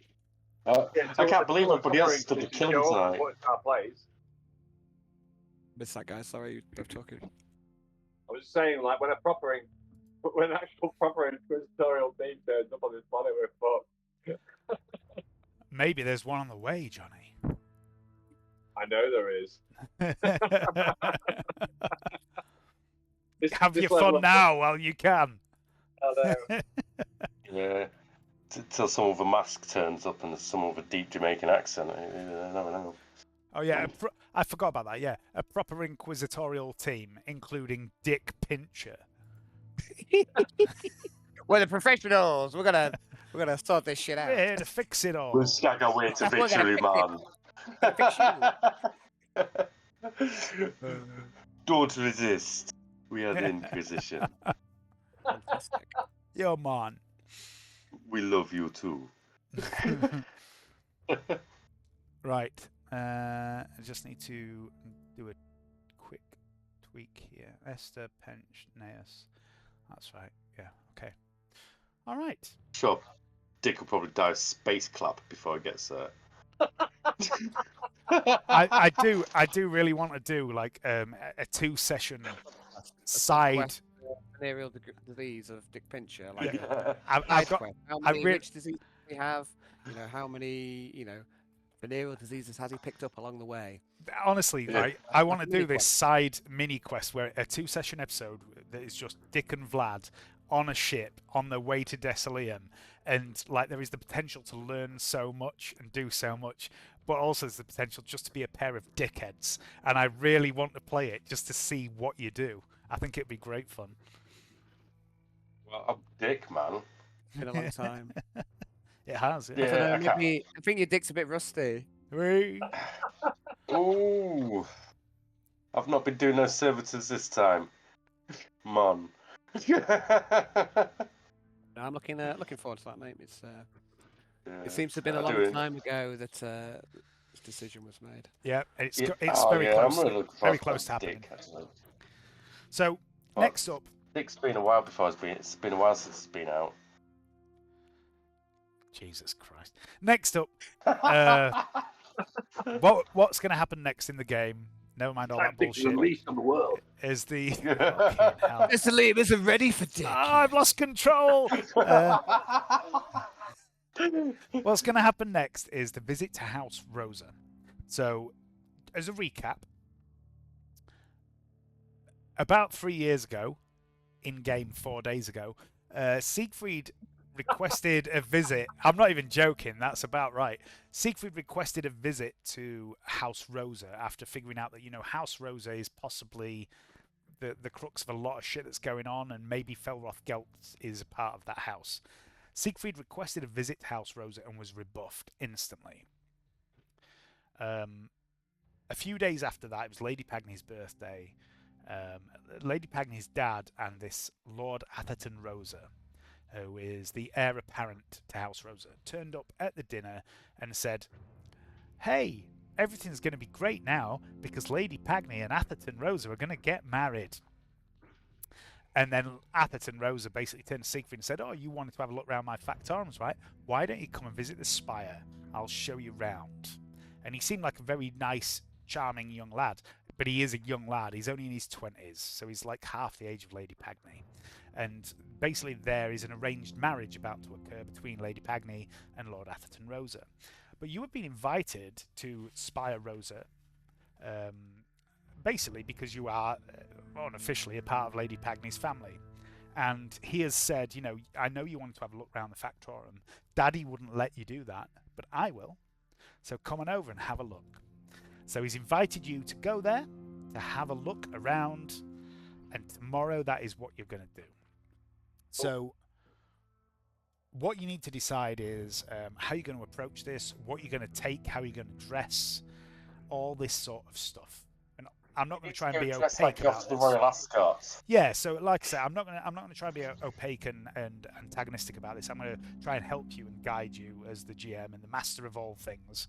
So what I want to do is work through the characters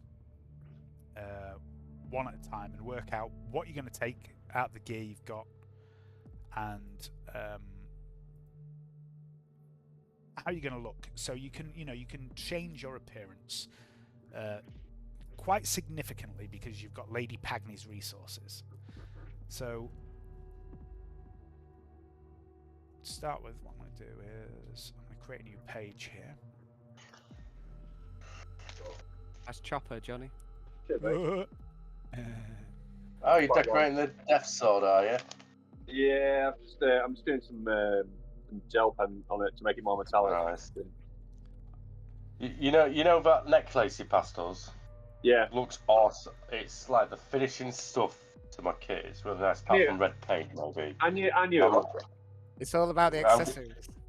It honestly just does make it. It makes it. If you had accessories, man, it just makes it look more like you thought about your shit. Looking good is half the battle. Not my words, the words of the late great General Deathman. Yeah, I agree with you. is the other half. Yeah.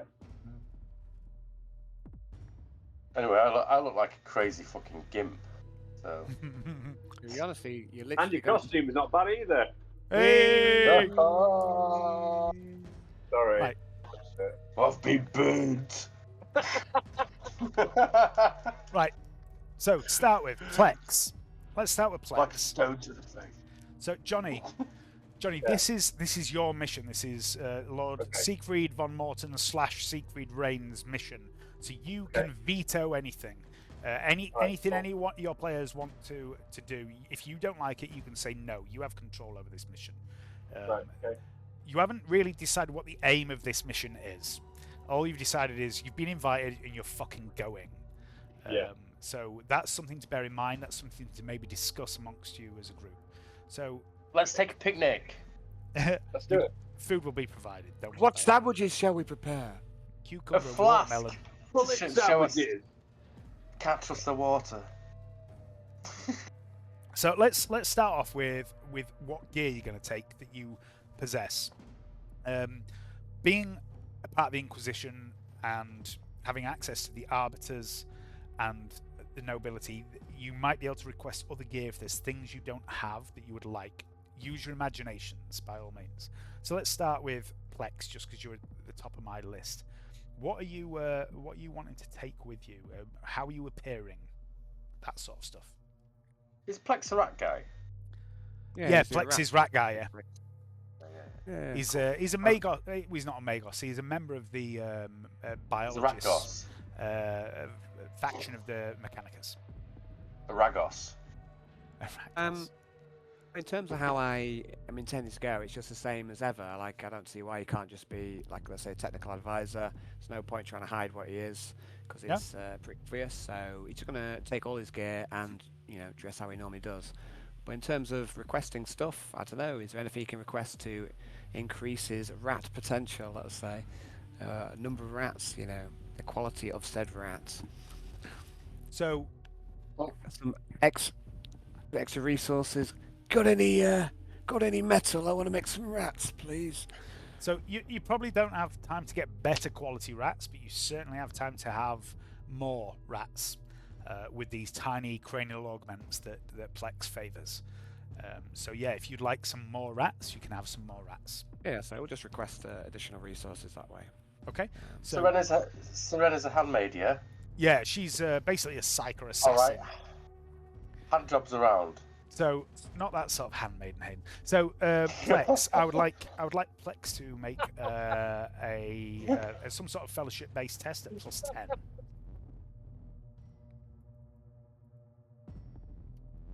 Fellowship. Was my Handmaid's Tale. Okay. So you don't gain any.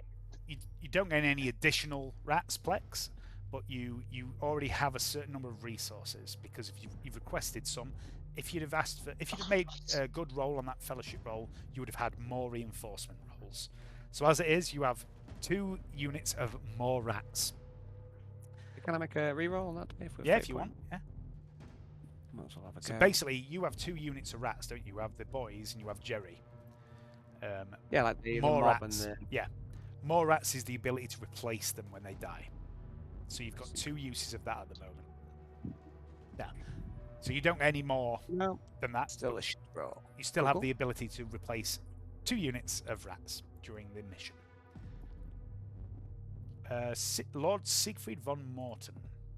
I will go for a fine jacket with a slightly militaristic but casual look to it. I will go for a expensive sidearm with some description, and a bit of a sword thing. All right, so you already have a lot of this sort of thing. Yeah. I don't know if it's all been robbed. Well, you did rob a bit, but what about the new stuff from Ludmilla's den? So there's a few things we can deal with there. So you do have fucking hell, what have I done here? You do have some weapons. A lot of the weapons that were, if you remember, a lot of people borrowed your weapons. Yeah. But I've assumed they've all been given back.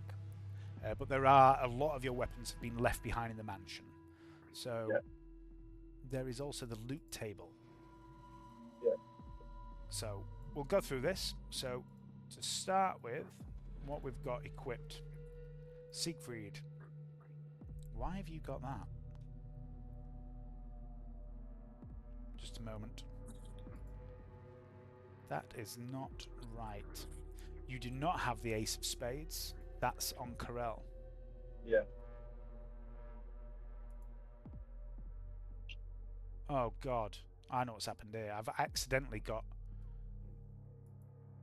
Siegfried's fucking inventory has been replaced by Karrell's. Just a moment. Just a moment. I can fix that. There we go. Come on. Chop chop.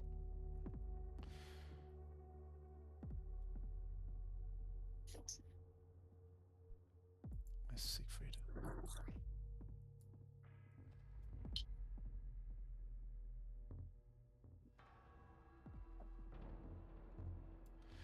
Right. So.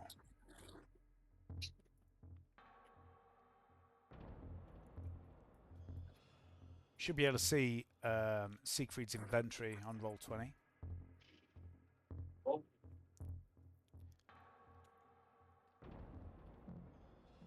I need a fancy, but I don't know if I've got anything that I fancy anymore. So. I think you've got a few bits and pieces. So you've still got your power sword. You've still got a sniper rifle. Yeah. You've got an Eldar chainsword that you bought when you were out and about.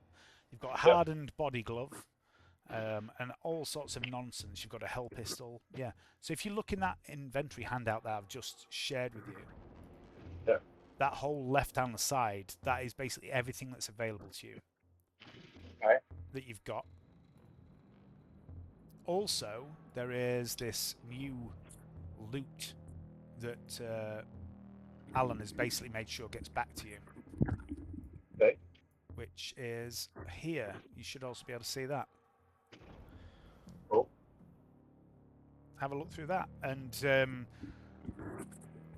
I mean, I have no issue. It's up to you guys as players, but I have no issue if like Serena and other characters rummages around in that. I'll take the mastercrafted needle pistol.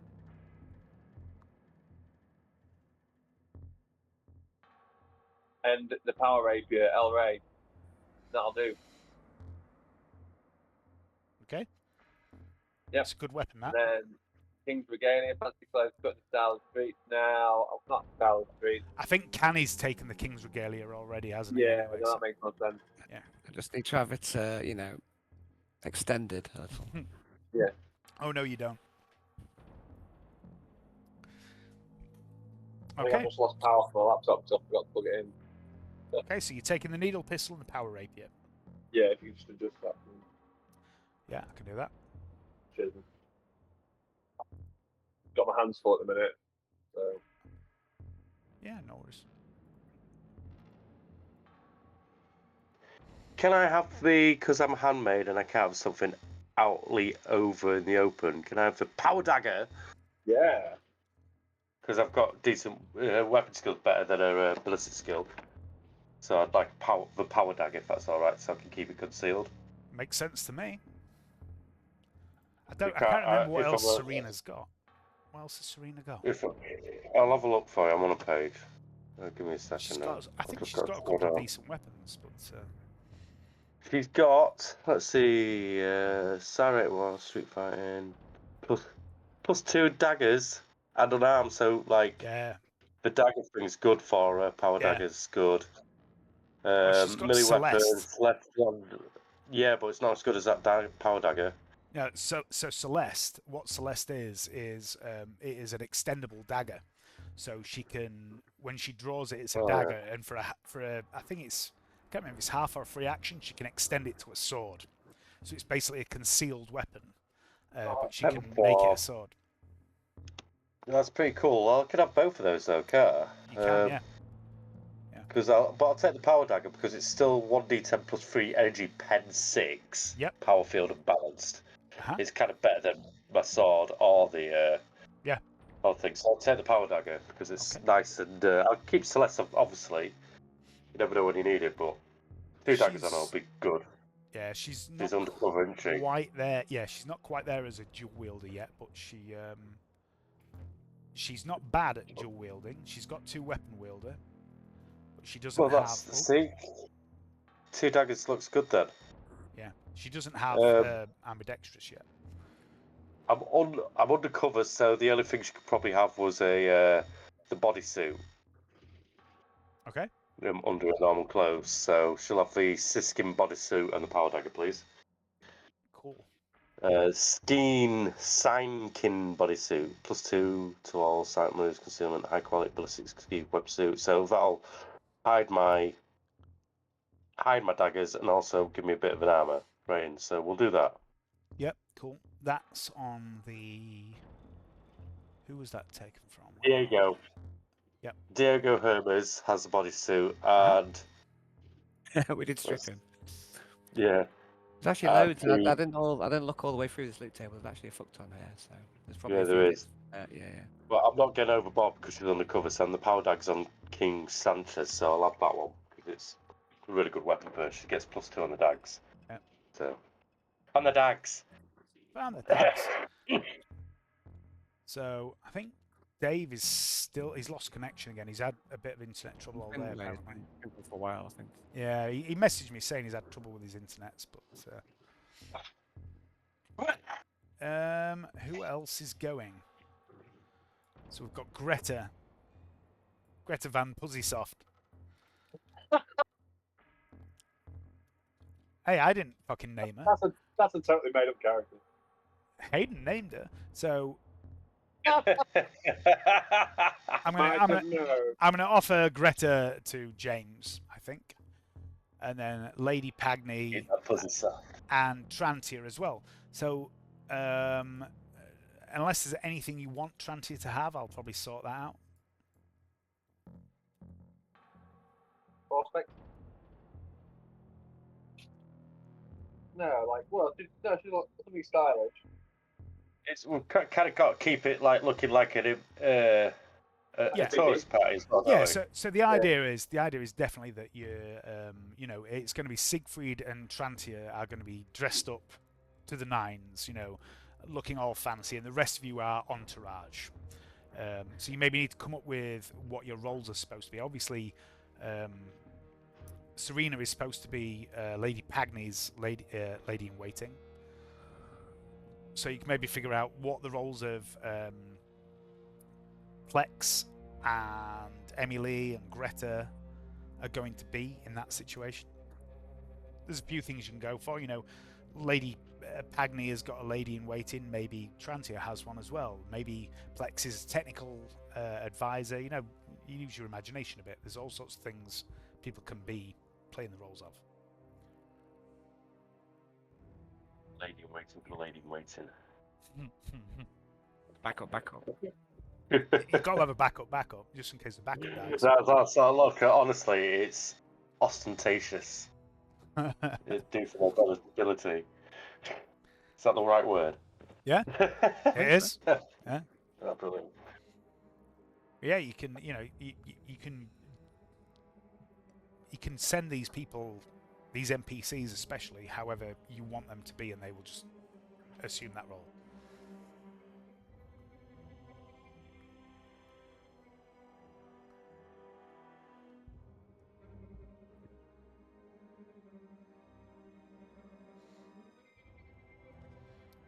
Any more thoughts on what or any equipment or roles that any of those people want to play?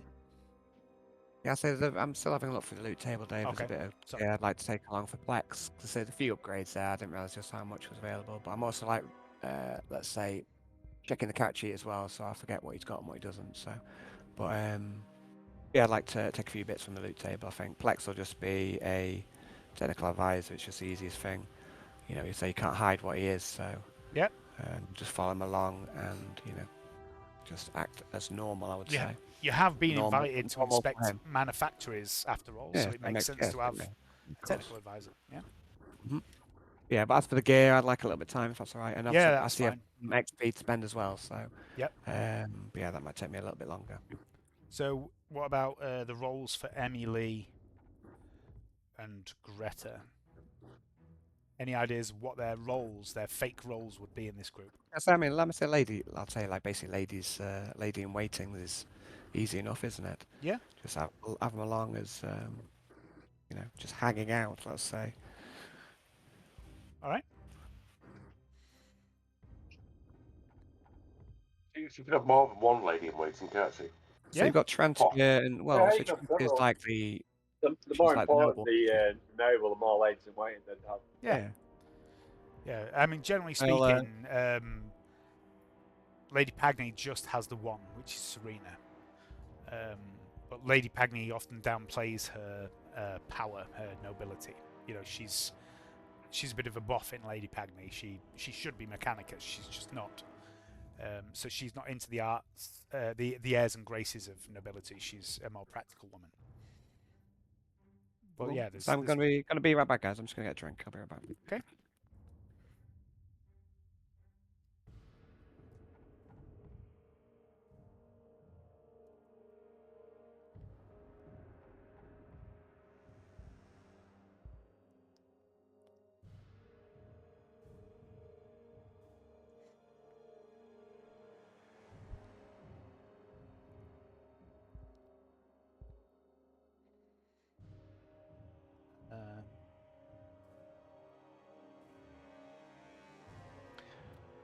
Let's have a look.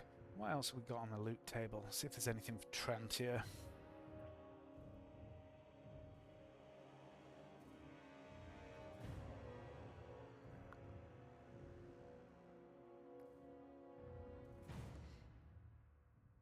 Some pistols, actually.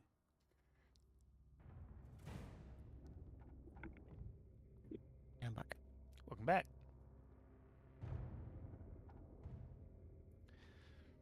Okay. Is there anything else you'd like to do in preparation for your visit to House Rosa?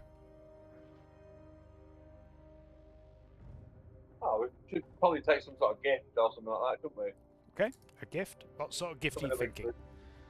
Something Like expensive. fancy. Something fancy and expensive. As a gesture of goodwill. It's an early wedding gift. Yeah, we Something shouldn't, like shouldn't turn up empty-handed, should we? Okay. No.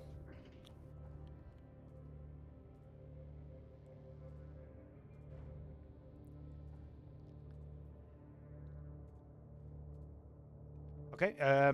Anything else you'd like to consider before heading off?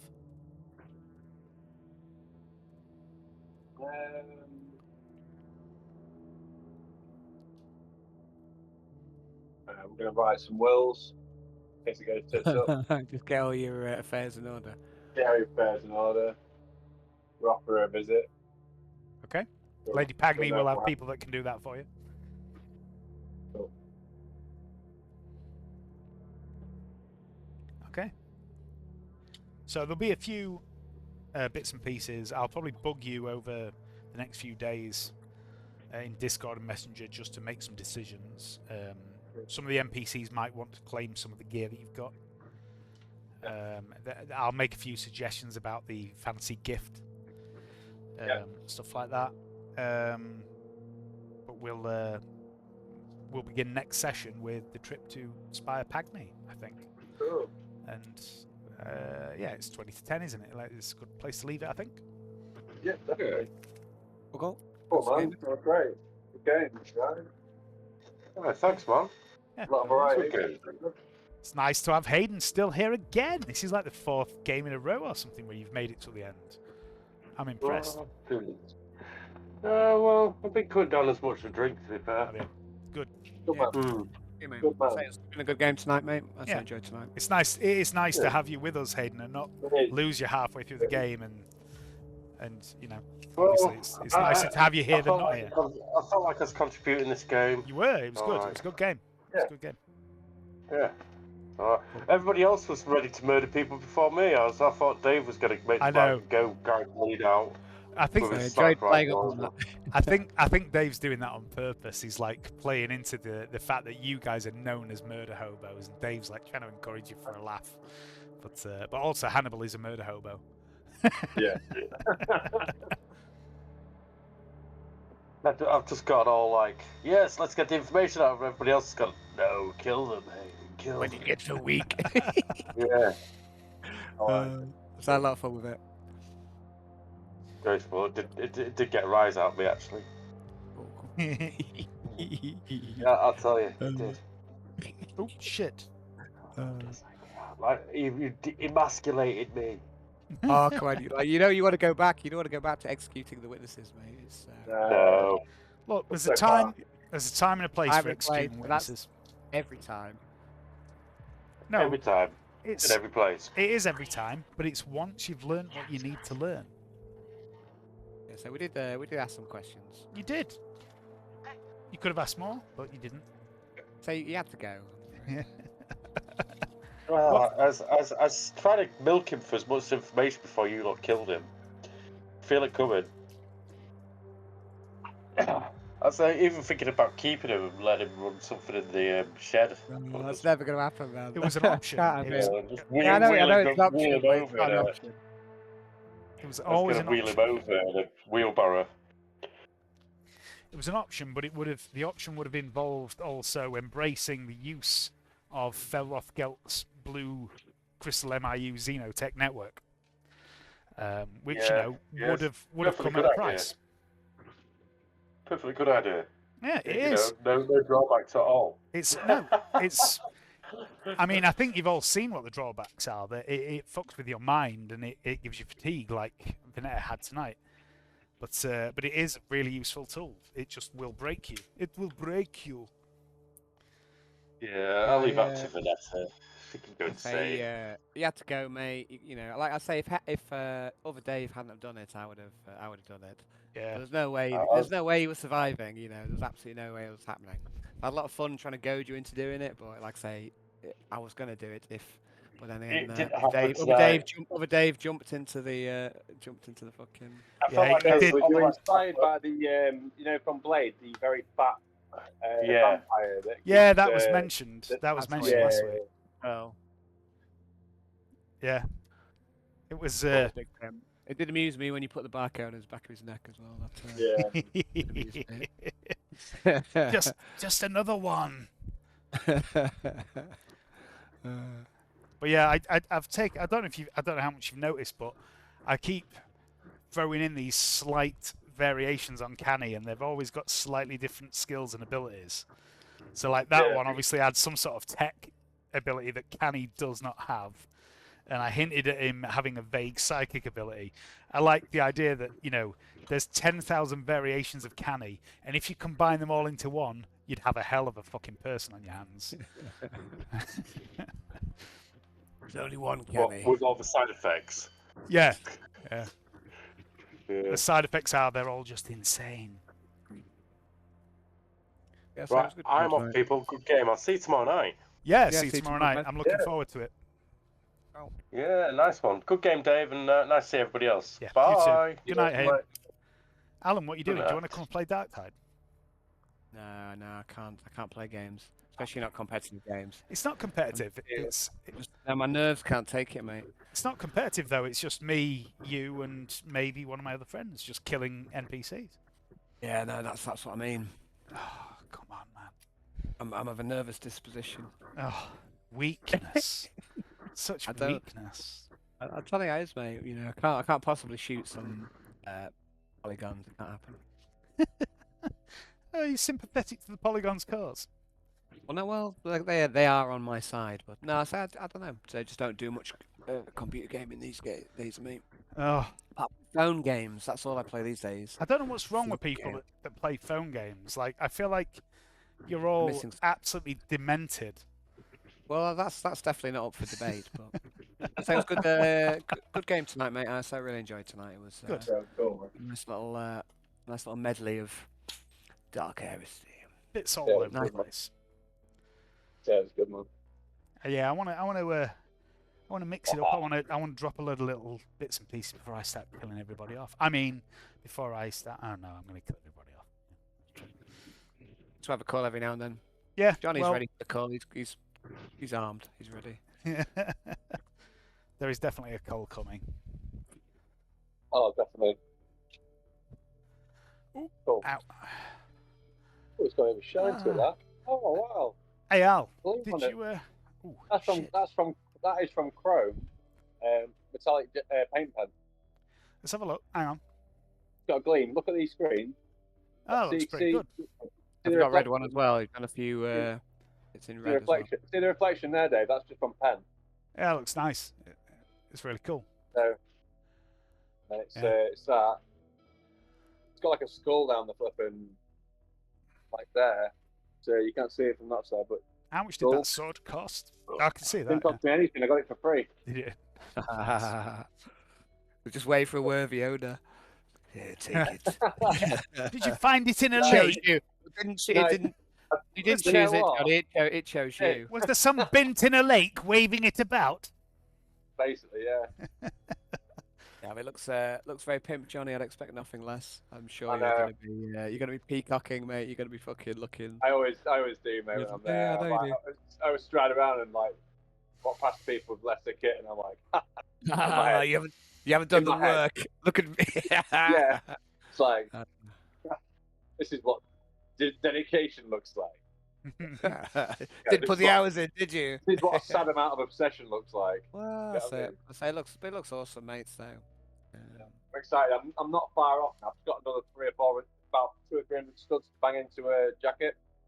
So It's not many with studs, that, that's I not many make, studs, mate. You put a get hole. I through put. in no time. Oh, I love it. I put a hole, make a hole, put one bit of the stud in, then I have to trim off the end, then use the clippers to actually round it up again, and that's in order to shorten it. So when I hit it with a hammer, it doesn't slide go like that. So it just comes down